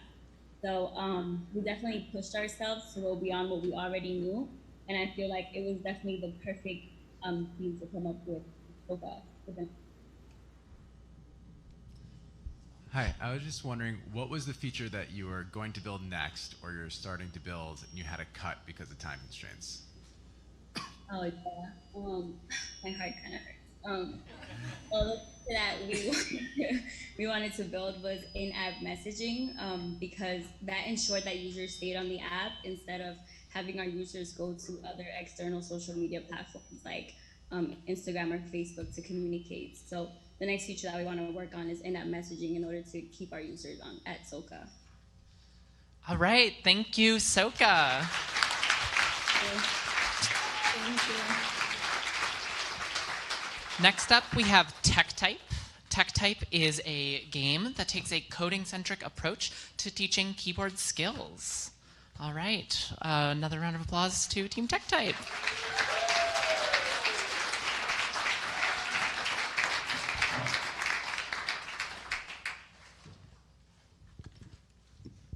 Hello, we are Team TechType. My name is Tamzid Rahman, a Bronx native, and I also go by Alvi. I'm a keycap artisan, and I have a background in medical and clinical research. As a software engineer, I want to improve public health one day through code. My future dreams are to create an NFT utility. Hi, I'm Candace. I am of West Indian and Arab descent. My background is in IT and art curation. I desire and inspired, ultimately, that's what I really want to say, to not just build skills in software and in design, but to aspire. Sorry. Okay. Sorry, I was hearing something on the mic, so I was just like, is that us? I want to aspire to do aeronautic software as well as work in humane technologies. Hi, I'm Grace Bong. I'm a software engineer with a background in hospitality, and I have a strong interest in scalable, efficient solutions for everyday problems. Hello, I am John Narayan. I'm from Better for Acting Guyana, and everyone calls me Fez. My background is in aviation from Vaughan College of Aeronautics and Technology. I'm an 8th-year bartender and a 1st-year software engineer. My goal is to work on future self-driving race cars. Hey everyone, I'm Kathy, and I've been working as a freelance makeup artist for the past decade. I've helped clients solve their beauty needs and visual goals, but decided to switch careers to software engineering to expand on my love of problem solving and apply my creative eye to bring a client's vision to life with UI/UX design. Unfortunately, Jamari cannot join us tonight, but we greatly miss her. Keyboard awareness for a developer takes time to perfect. That means identifying the topography and the arrangements of keys require repetition and practice to become second nature. This is important because in programming, the languages we use have punctuations, parentheses, and capitalizations. However, it is different when it's compared to natural languages. The awareness helps to diminish things like inaccuracies such as typos, syntax errors, and readability amongst developers. That's just to name a few things. This can be particularly important when working on teams in pair programming, especially as a novice or beginner programmer. All interviews can be nerve-wracking for developers regardless of level or experience. Most of the time, interviewers will restrict or disqualify non-browser IDEs. A non-browser IDE such as CodePen and REPL do not have extensions like syntax and auto format. On the other hand, there are times where you are pressured to be the driver when you're pair programming, and you feel pressured because you may not type as fast, or you might have forgotten the syntactical grammar of that language. When you look for syntax errors and you feel like you don't recognize it that much, it can really slow you down just because your ability to recognize them is not as fine-tuned. Procedural memory is defined as long-term memory, involving how to perform certain actions and skills. This implicit memory takes practice in consolidating a specific task, motor tasks in general, into recall. Uncommon typing habits require a rinse and repeat method. Yes, practice makes perfect, but how can you practice and develop those skills that you desire in order to get the efficiency that you need? TechType is an interactive web application. It enables novice coders and typing game enthusiasts to improve programming syntax. Our application is a simple and intuitive UI that provides the ability to practice coding and complex keystrokes with quick sessions and feedback, which enables our users to manage their own pace. It also allows the user to monitor their stats and performance, and they will be able to recognize and reproduce code patterns and focus their energy on understanding the logic. While there are other typing games such as Monkey Type that increase typing speed for natural languages and punctuation, they do not improve the development of programming syntax abilities. We also came across typing.io, which did cater to coding. However, the user experience was described as overwhelming. The materials to type are very long, and there are no options to change difficulty level or length of the session. This is Gio. Gio just enrolled in a coding fellowship, but she's struggling to keep up with the learning materials while she's typing in class. She feels like she couldn't keep up with the typing, and she feels overwhelmed and frustrated. She realizes she needs to improve on her key placement and recognizing key syntax errors. And on to the demo. And on to the demo. So as she discovers TechType, she logs in with her preferred Gmail account, and then from there she's presented with a menu. The menu shown to her is a story mode of an option, a career, and a practice. But wanting a simple practice and a preview of TechType's app, she clicks on practice. From here, she is presented with an intuitive design that allows her to understand that she needs to type right away and does a code snippet at a time.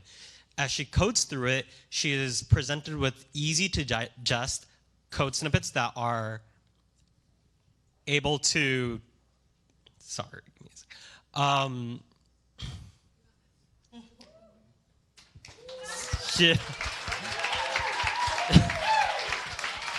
She goes on to easy mode, and then she's presented with a code snippet that is easy for her to work on. As she works through it, she is given areas of where the code is showing her words per minute and information of how it's going throughout each session. And then eventually she switches to medium.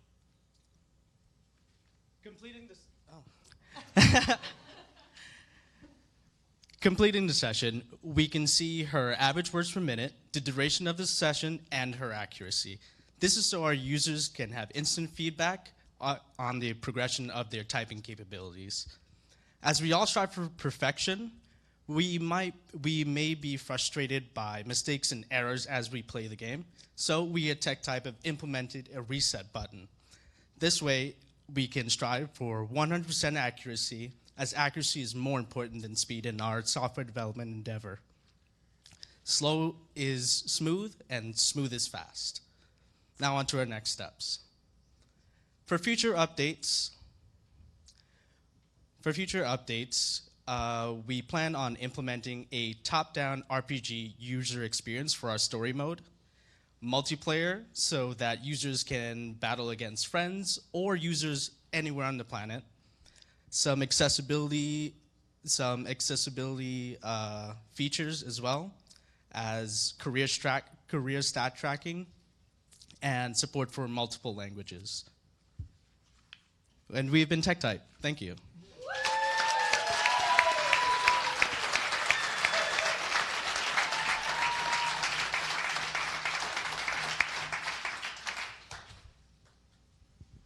We're now open to questions. How have you thought about your go-to-market strategy? Can you repeat the question? Sorry. How have you thought about your go-to-market strategy acquiring users? Do you want to answer that, or? So mostly our game is pointed at beginner developers that are now starting in coding boot camps. I myself, at the beginning of Pursuit, was quite good at typing, but I found myself falling behind in class because using the keyboard in such a way where I'm forced to use punctuations in sequences that I'm not used to, i.e. like camel case or writing arrow functions. I'm not used to grabbing certain symbols in those ways. So I tried to find some sort of game that would get me used to typing in this way, so it would be easier to keep up in class. So mostly we're aiming at beginner developers and typing game enthusiasts. We also spoke about briefly, and it's still a conversation that we're having, is marketing it to boot camps and primary STEM programs. The same way that he had an experience with something that helped him, well, he feels helped him get a lot stronger in it. The same thing we want to be able to offer to people who started out the way that we started out. So that's a conversation that's in rotation right now. Great app. Reminds me of my days learning typing on an actual typewriter. 2 questions. One, how do you calculate words per minute? And second, it would be nice if you can give show where they stand with respect to their cohort, and provide words of encouragement as they get better at typing, as the user progresses through the app. So I can answer half of that, and I'll let you. So we did discuss that we wanted to implement later on a leaderboard. This way, it not only inspires you and keeps you competitive, but you can see where you stand based off of not just people that you're in class with, but people in other locations, hopefully, soon enough. And I just would let answer the next one. Words per minute. So the aggregate of all characters with the space in between them are counted and then divided by the time of the duration, giving us the average of the words you type. All right. Thank you, Tech Type. Thank you. Give it up for him one more time.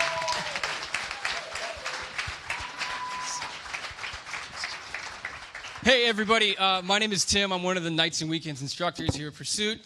We have 3 more projects for y'all tonight. And this next group asked themselves, what are the 2 things that every New Yorker needs more of? Money and closet space. And this next group is going to give you both all at the same time. Now, please give a warm welcome to Eco Rent. Hello, everyone. Today, we'd like to introduce you to EcoRent. But first, let's meet our team. Next slide, please, Tim. My name is Karina Tavares, and I was the design lead on this project. I was born and raised in New York, and I'm a first-generation American. My mother immigrated here from Guatemala, and my father from the Dominican Republic.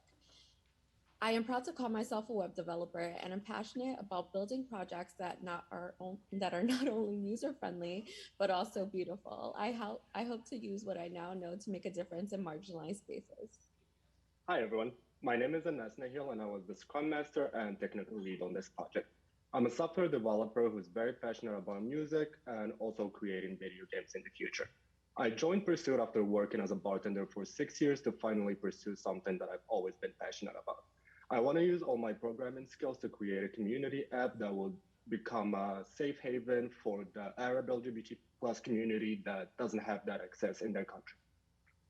Good evening, everyone. My name is Adam Tahiri, and I was the backend lead on this project.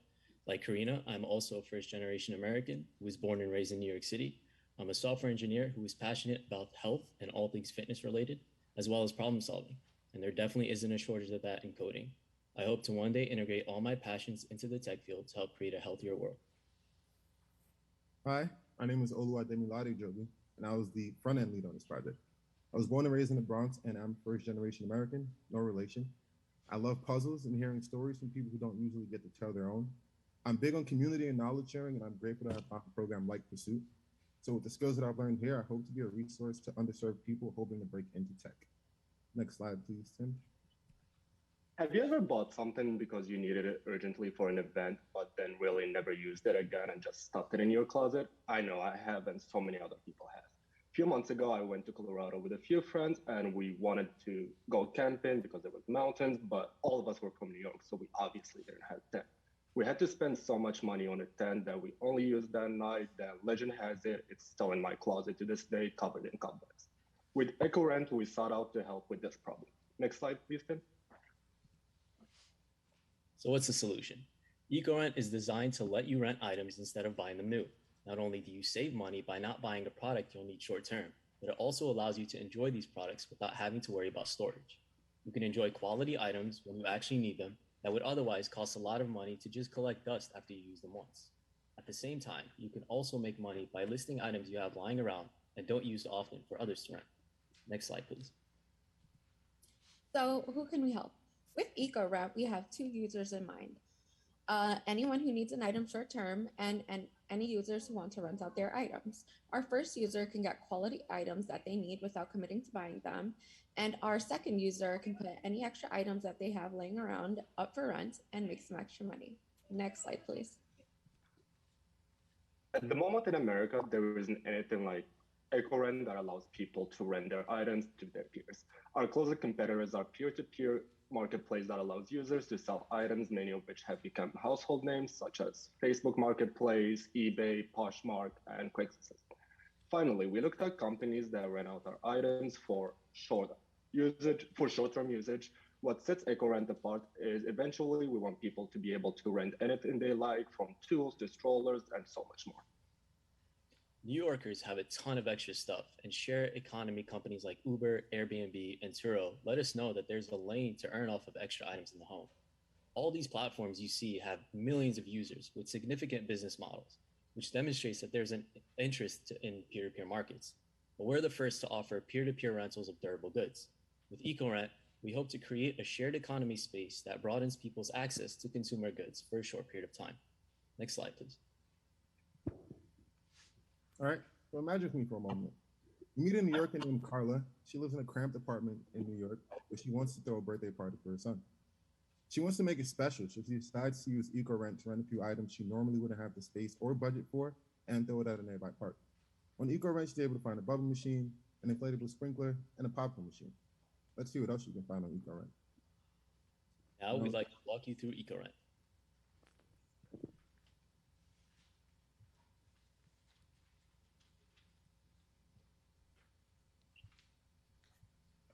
So, remember Carla? Carla wants to throw a birthday party for her son, and she wants to make it an incredible experience. She figures, what better item to rent for a party than a smoke machine? So she decides to browse EcoRent. Naturally, Carla would need to sign up, but we've taken care of that for her today, so we'll just log in. Once we've signed in, we're greeted with our landing page. Above, we have a list of tabs in our navigation: items, list an item, how it works, about, and our profile section. We'll head over to our items page to check for that smoke machine. Look at that. It's a smoke machine on the very first row. Carla wastes no time to snatch the item. She clicks on the smoke machine, which she'll get routed to the item description page.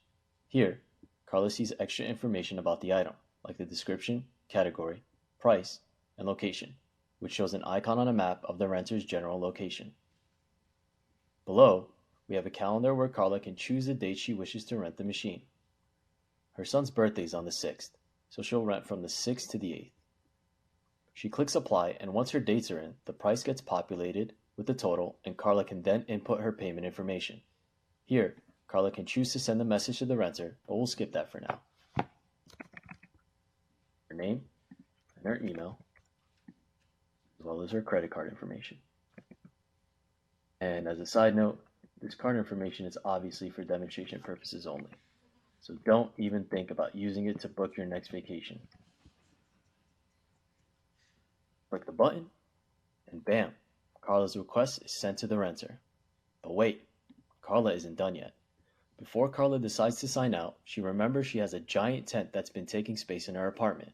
She decides she wants to list the tent to make back money she just spent on the smoke machine. Easy. Carla clicks on the List an Item tab, and here, Carla can seamlessly list her tent with just a few basic information. Camping tent, large outdoor camping tent, seasonal, of the day, and Carla currently resides in the best borough in New York City. Shout out to all my Staten Islanders. We'll choose a photo.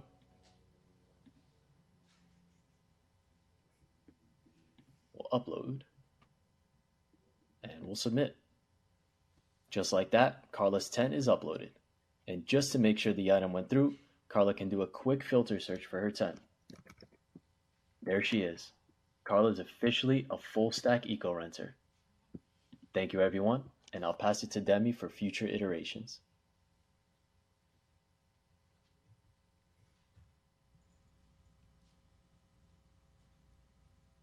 Thank you, Adam. So with our next implementation of EcoRent, we like to work on a few things. Some in particular are a shipping system, so we can expand from only the New York City area.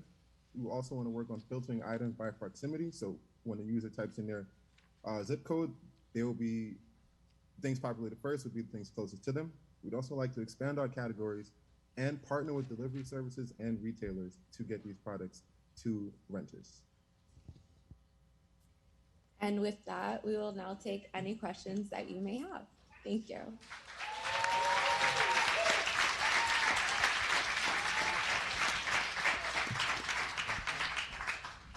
Great job. As you mentioned, a number of really large companies that were built in the sharing economy. How do you think about products that are damaged in the process or not returned? I can take that. So actually, when we do officially launch this site, we would be teaming up with insurance companies that work with companies such as like Poshmark, eBay, to make sure everyone's items are handled with care, and if not, they will be, help with that. Hi, I love the design of the site and all the graphics. What were some of your biggest challenges? I can take that one. I think on the technical side, I can speak for my team and myself that our biggest challenge was definitely Firebase. Firebase was not very good to us. It was the first time we had ever used Firebase.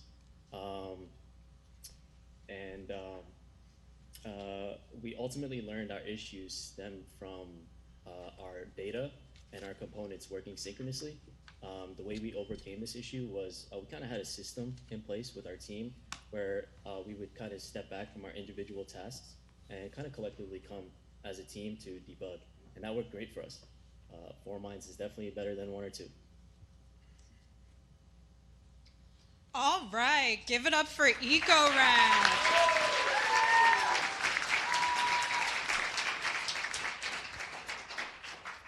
Well, I hope all of you have eaten before coming out tonight, because this next team's product is going to whet your appetite and leave you hungry for more. Please give a warm welcome to Team Savor.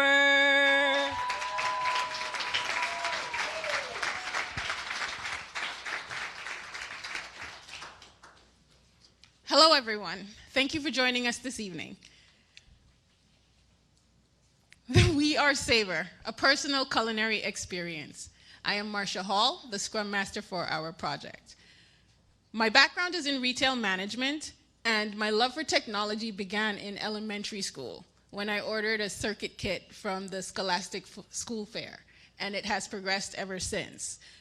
Thanks to Pursuit, I have achieved my dream of becoming a full-stack web developer, and I plan to use all my skills in the prop tech sector of our industry and literally code a new way of living in our homes. Let's meet Miguel.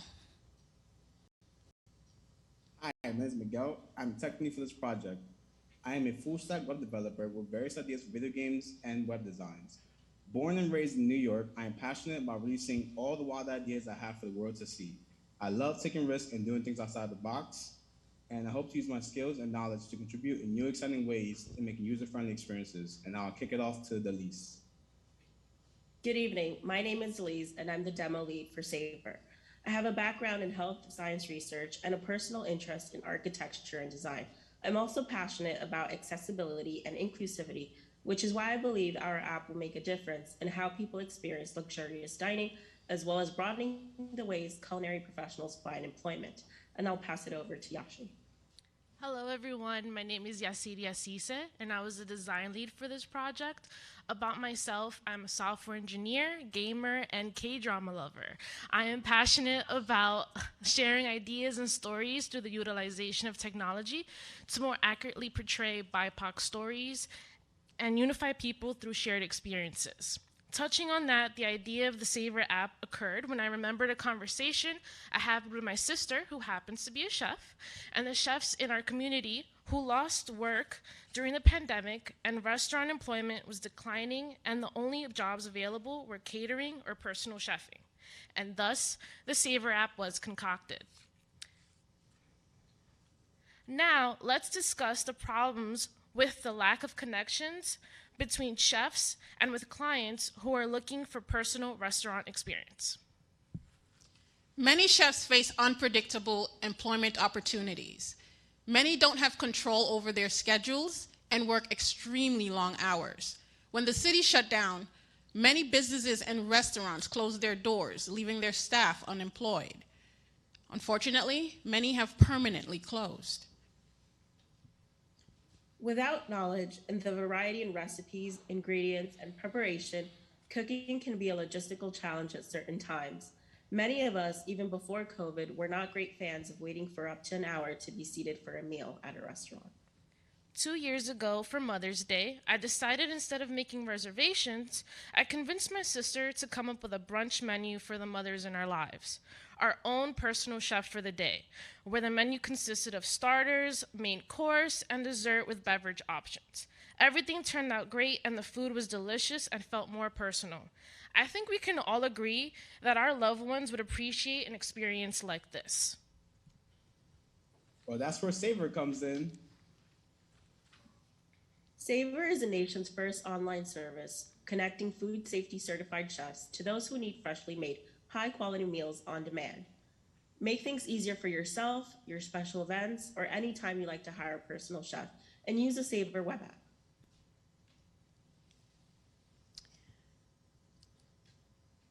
Savor provides anyone the opportunity to book a chef for one event, or you can make it a regularly occurring event, or you can use Savor to book your corporate events. Everyone and anyone can be a Savor client. For example, meet Sandy. Sandy is hosting this year's family Thanksgiving meal and needs help preparing. Due to her busy work schedule, Sandy opts for a Savor chef. Now let's take a look at how Sandy can access the Savor web app and book her first personal chef. Okay, let's check this out.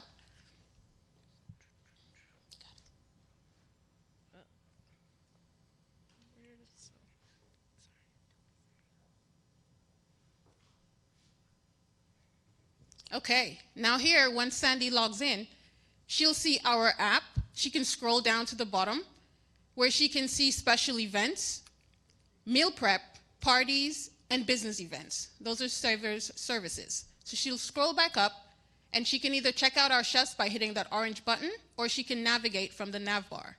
Let's go see some chefs. All right. Featured here are all the Savor chefs, and there's Kiara, that's Yashi's sister. As you can see, Savor offers a variety of cuisines: Japanese, Mediterranean, French, Italian.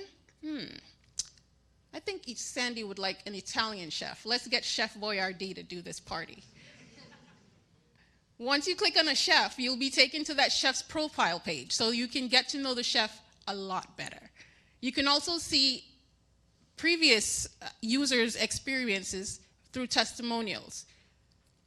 And for Sandy's convenience, she can easily book the appointment directly from this page. So she'll choose her event. She will put in her party size. And don't forget, you need to tell the chef where to go.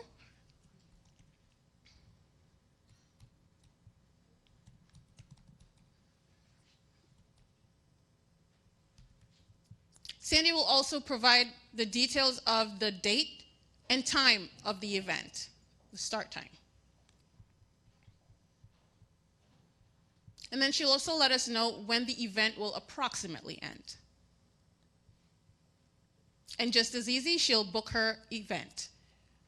Let's go to the requests page. As you can see, Sandy's booking is now available for her to view. This is also the page the chef will see once they log into their account, only it will be pertaining to them. Once the event is over, Sandy can easily come back on the website and leave a rating for her chef. Now let's go check out the competition.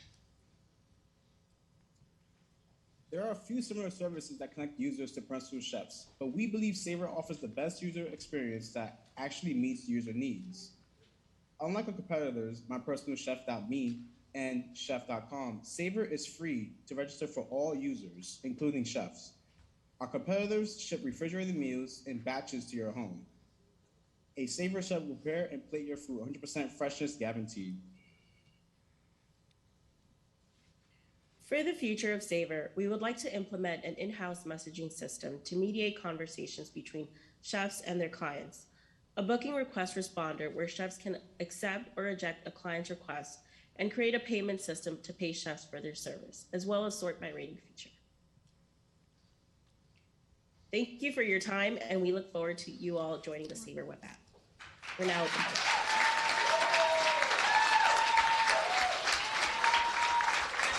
Thank you.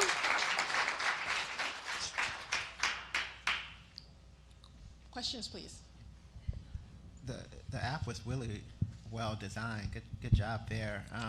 One thing that I guess I didn't follow is how do you plan to get the groceries to the person's house, and kind of how did you think about that part of the experience, and are you planning to kind of put that part of the experience into the software at all? Thank you for that question. What we implemented in this app is the chef would be the one that would take care of all the groceries. So the user would literally just book the event. Eventually they'd have a discourse to set up, what type of food, any dietary restrictions, et cetera, et cetera. And then the chef would do all that shopping, prepping, and then bring your food to you. Very useful app. I would use it myself. How would the chef cook it at their kitchens and then bring the food, or will they come home and cook in your kitchen, or is it up to them to figure out? You want it? Okay, sorry, you can't see me. So No worries. it's we've decided on both. So the chef and the client would have the option. We were also thinking of having like prep kitchens available, and also we also thought about like health concerns, because like what if someone doesn't have a kitchen that's like up and ready.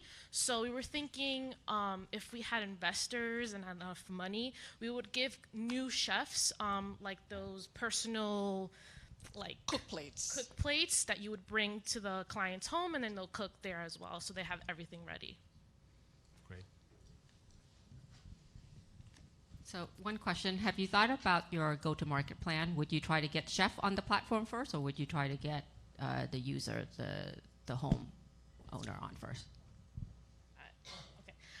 So I think we would have to have the chefs first, just to have a feel and get more like education, because one of our biggest problems was the payment. So with me and my sister, that's something that we talked about. So just having more communication and education on the chef side as well, so there's just more a better relationship between user and the chef. All right, give it up for Savor. All right, everyone. I am happy to introduce our final team for the night. Now, really quick, if anyone in this room full of tech people plans on doing any networking tonight, then stay tuned, because this next app is the app for you. Say hello to Tie-In.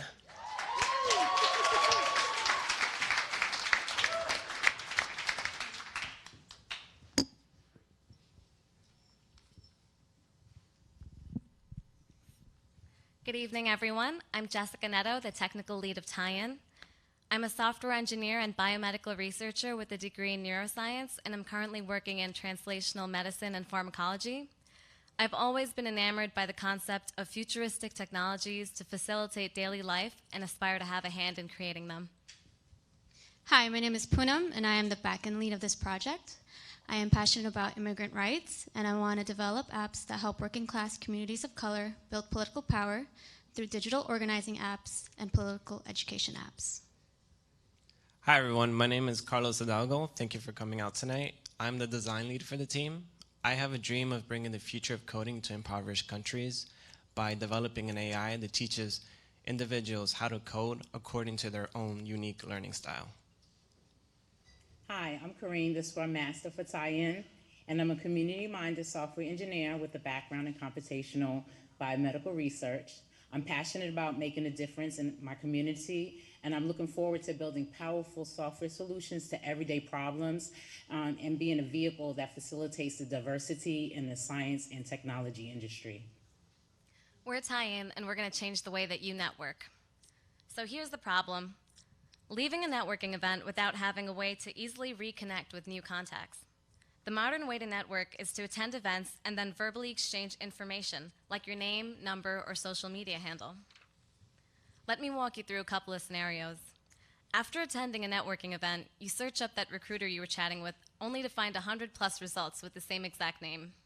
Or even worse, you wrote their number down on a cocktail napkin that you later used to spit your gum into.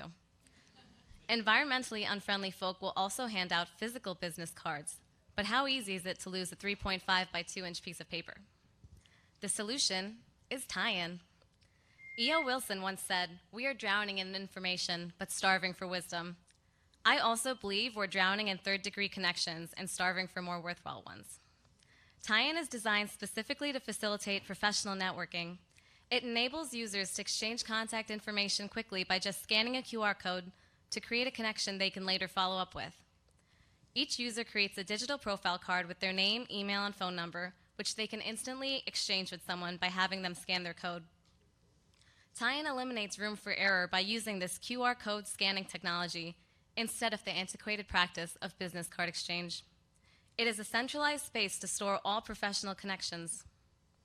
Our advantage over competitors is that unlike professional networking platforms like LinkedIn, Tie-In requires a connection to have been made in person. This ensures that you are never bombarded with requests to connect from people you don't know, or worse, bots. I'm going to hand it off to Poonam for a walkthrough of the user experience. So our product is a web app geared towards mobile users in professional settings. Users can make quick and efficient connections just by scanning a QR code and later follow up with their connections. So let Tie-In help you make meaningful connections at your next networking event. And then we will start the demo. So once a user logs in, their information will pre-populate onto a business card. A user will also be able to edit their information and update it in real time. And then you are able to flip to the back of the card and you will see a QR code. At this point in time, I encourage folks in the audience to take out their phones, open up their web app, their camera apps, and scan the QR code. Go ahead and click that link. And once scanned, you should see my business card. Feel free to add me on LinkedIn. I expect at least 100 connections by tonight. And so now, if I want to add you all as a connection, I can click Add Connection, and an alert will pop up that we are now connected, and you will see a list of all your connections. Now I will hand it off to Carlos for future integrations. Now to tie in our list of future integrations for our app. We want to integrate a time and location feature that shows the user the time and place they made the connection, and we hope to do this by utilizing the Eventbrite API. Secondly, we want to create a search feature within the connections list to mitigate the need of endless scrolling to make the experience quick and efficient for the user. And lastly, we want to develop an in-app group chat to allow connections to talk to each other on a more one-to-one basis. Take our word from not only the creators, but from these lovely user reviews. We are Tie-In, making business connections at just the scan of a QR code.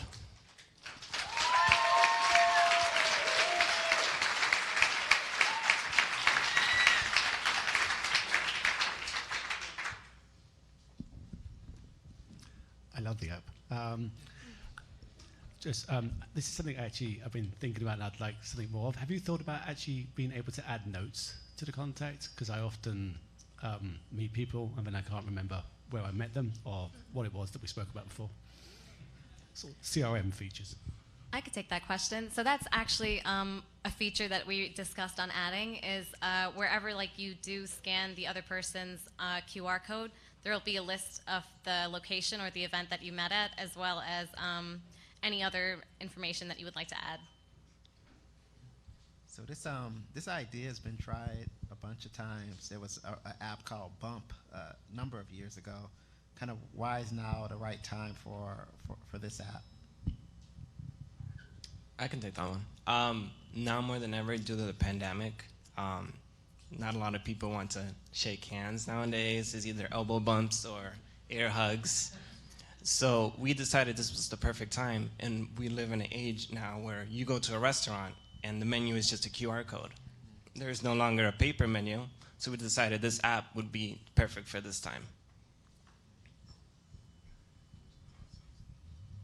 What was the challenging aspect of the project that you had to overcome? Definitely the QR code aspect. Compared to what user sees versus how you develop it is quite different. We ended up using a QR code library, and for it requires an active link. And so essentially we were debating on whether or not to create a second site that has like an index of all our business cards. Didn't really have that much time, so we kind of worked around it by essentially using Pug, which is a template engine for Node and the browser. And so usually like when you make calls to the backend, the information is brought to you in like JSON objects, but Pug allows you to render that data in HTML. So really what you're seeing is like HTML data.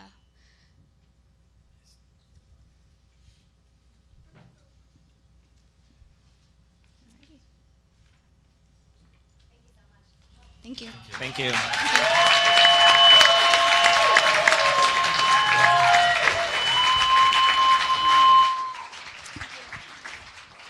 Well, that was the last of our amazing developer demos. How about let's give one more round of applause for everyone. The teams, their hard work.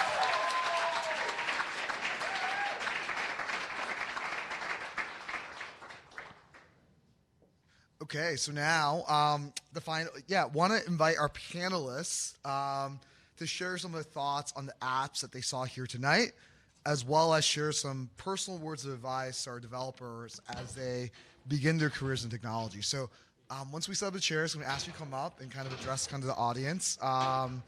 But tonight marks the end of the capstone project and the start of the jobs search process. Over the next few months, our teams will be working with all of our fellows and partner companies to help them find jobs and launch their careers. This next phase will be both exciting and intense. So love to ask the panelists to share a little about their journeys in technology and how to ensure success in this next part of their journeys. So would you mind all coming up and joining us here?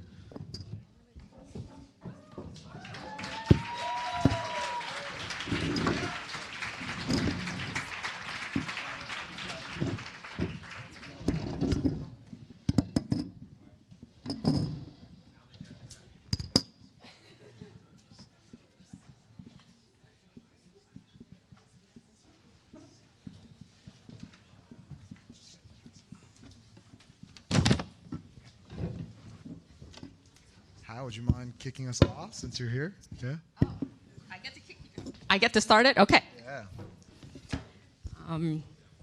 First off, congratulations on reaching such a major milestone and a great demo. I know how much work goes into this. I've done hackathons, and I know that it's a lot of work and commitment, so congratulations. And in terms of, next for everybody, all of you, is the interviewing. And that's scary and stressful. So I just want to say, practice. It really does work. Like, there's nothing that beats practice when it comes to interviewing. So that's one. Second is the interviewer on the other side of the table, they want you to succeed. right? When you're going to an interview, you actually have an advocate most of the time sitting across the table from you. So listen to them. They will help you. They will hint you if you get stuck on a problem. So really listen to what they're saying, because most of the time what they're telling you is supposed to help you get through the interview. Right? And I know it's nervous and I know it's hard, and sometimes you're just so focused on trying to get to the answer that you're not listening to the interviewer and what they're telling you, because they are there to help you. Like when I go into an interview, I really want that person to succeed, and I want to come out with a yes answer, and I would do everything I can to help make that happen. So good luck.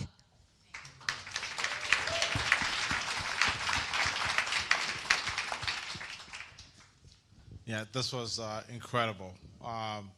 Very impressed by the quality of the work. And to that point about the next phase as you prepare for the job interview process, the thing that I would just add there is to utilize or to leverage the experience that you guys have had, particularly the team aspect of this, right? As you're interviewing in most of these companies, you're going to be a part of a team. And so definitely bring that ethos of working in a team, the experience you've had as you guys were doing this project, to talk about it, right? And talk about the challenges, talk about how you guys overcame those challenges. Those are things that people look for, employers look for. Frankly, I look for. That's the quintessential question. Tell me about the time that you went through something very difficult. So again, leverage this experience and talk about it. Be very proud. Really great job.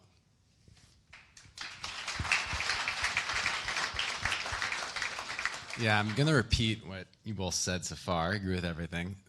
Everyone should be very proud of what they accomplished. I'm super impressed by the demos as well as the presentations. Not only the technology, but the way that you spoke about it and how passionate you were about the process and the message that you delivered. Everyone should be very proud. It's not an easy thing to do. As far as the interview process, the very first part of it is definitely the hardest. It's a numbers game to get your resume actually read by someone. It's not easy. I've reviewed a lot of resumes in my life. The noise ratio is actually very high, so it's a giant filtering process. So don't get discouraged if you don't get a lot of callbacks initially. It has nothing to do with you. It's just you have to get someone to actually look at it, honestly. Once you get to that phase, once you're in the room, that person wants you to succeed. So work with them. If you don't know something, it's fine. Admit it and ask for help, and they'll be willing to actually guide you through that process. And you've done the hard part here, so you'll all succeed, and I'm sure everyone will have a great experience. Yeah.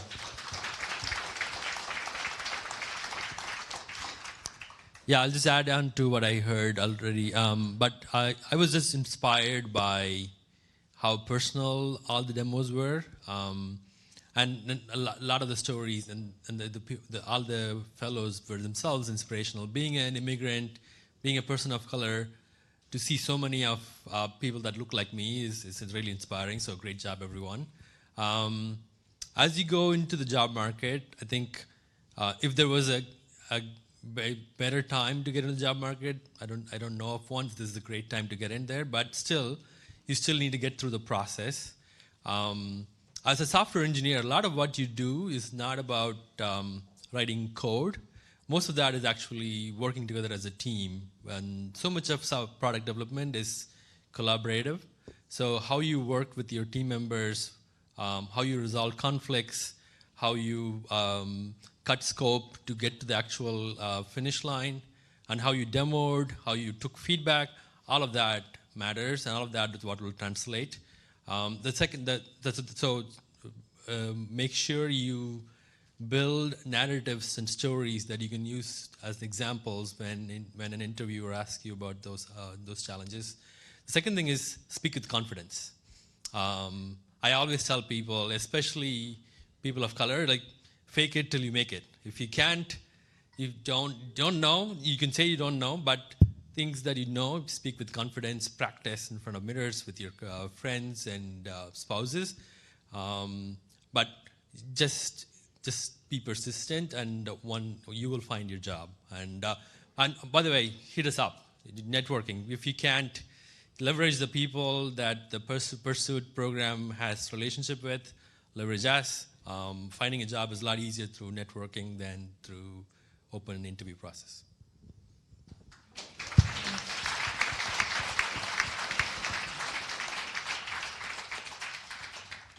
Yeah, just to echo everyone else, first of all, congratulations. And they were amazing demos, and I really enjoyed watching all of them.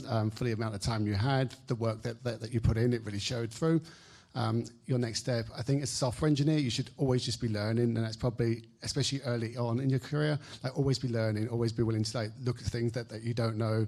And a lot of the interview process, at least for Greenhouse, we're looking at people that are coachable, especially at your level when you're coming out of a code school program. We want to see people that they can learn, they can pick things up, and they can communicate well with people. We don't expect you to know everything about programming at this level. It's about like how you're going to work within the team and build yourself up and how you can grow as an engineer.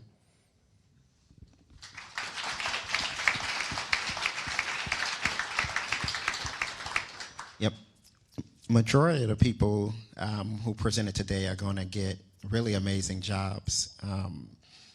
There's a need for all of you in all of these amazing companies, and a number of people on the stage represent those companies. And there's just not enough engineers to solve the immense amount of problems that are out there. But my feedback is not for that group, because you're going to be successful. There's a few of you out there who want to start companies. And I want to share something with that select few entrepreneurs who are out there. One, you're ready. You're ready now. Some of the biggest companies today were started by people who were just beginning their software engineering experiences. If you think about Airbnb, the founders of Airbnb were designers. They were not software engineers who had tons of years of experience. So the experience that you got here prepared you to get started, and I would encourage you to do that. The second thing I would say is we're in a period of time right now of kind of immense innovation, everything ranging from Web3 to regulatory change like name and image likeness creates a market for new entrepreneurs with ideas and perspectives to show up to address those problems. And so if any of you are kind of interested in that, go for it, because the amount of impact that you can make by solving a problem that hasn't been solved and attempted yet is really, really powerful. The last thing I'll say is every day entrepreneurs pitch me and my team.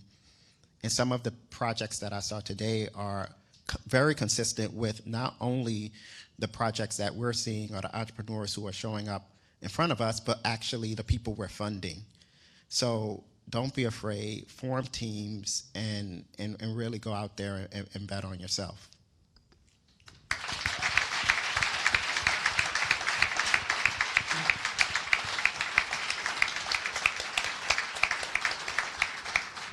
Thank you so much. Thank you so much, everyone, for words of wisdom.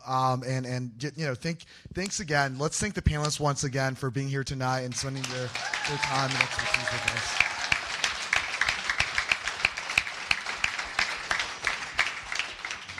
All right, we're gonna wrap up really quickly, so won't keep you up here too long. But just want to say, yeah, so I'm so proud of all the fellows and just our team and all the demos and our staff as well.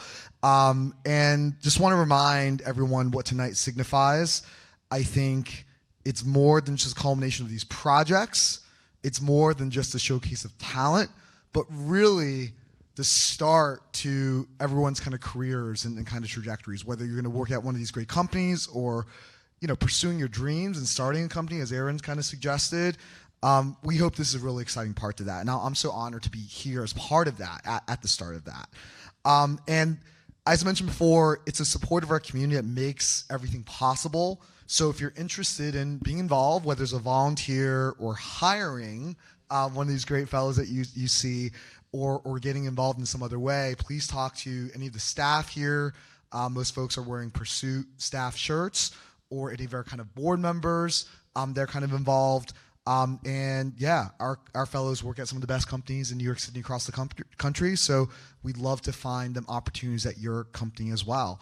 And last, just take a moment to say a special thank you to all our audience members, both in person and over live stream, for joining us. Thank you if you're a friend or family member supporting Pursuit Fellow, or funder or backer Pursuit. Your support and your being here means so much to everyone. So really, really, truly thank you. And of course, thank you to the incredible team. Our staff have worked so incredibly hard to make this happen, supporting everyone. So let's just give them a real shout out and round of applause as well.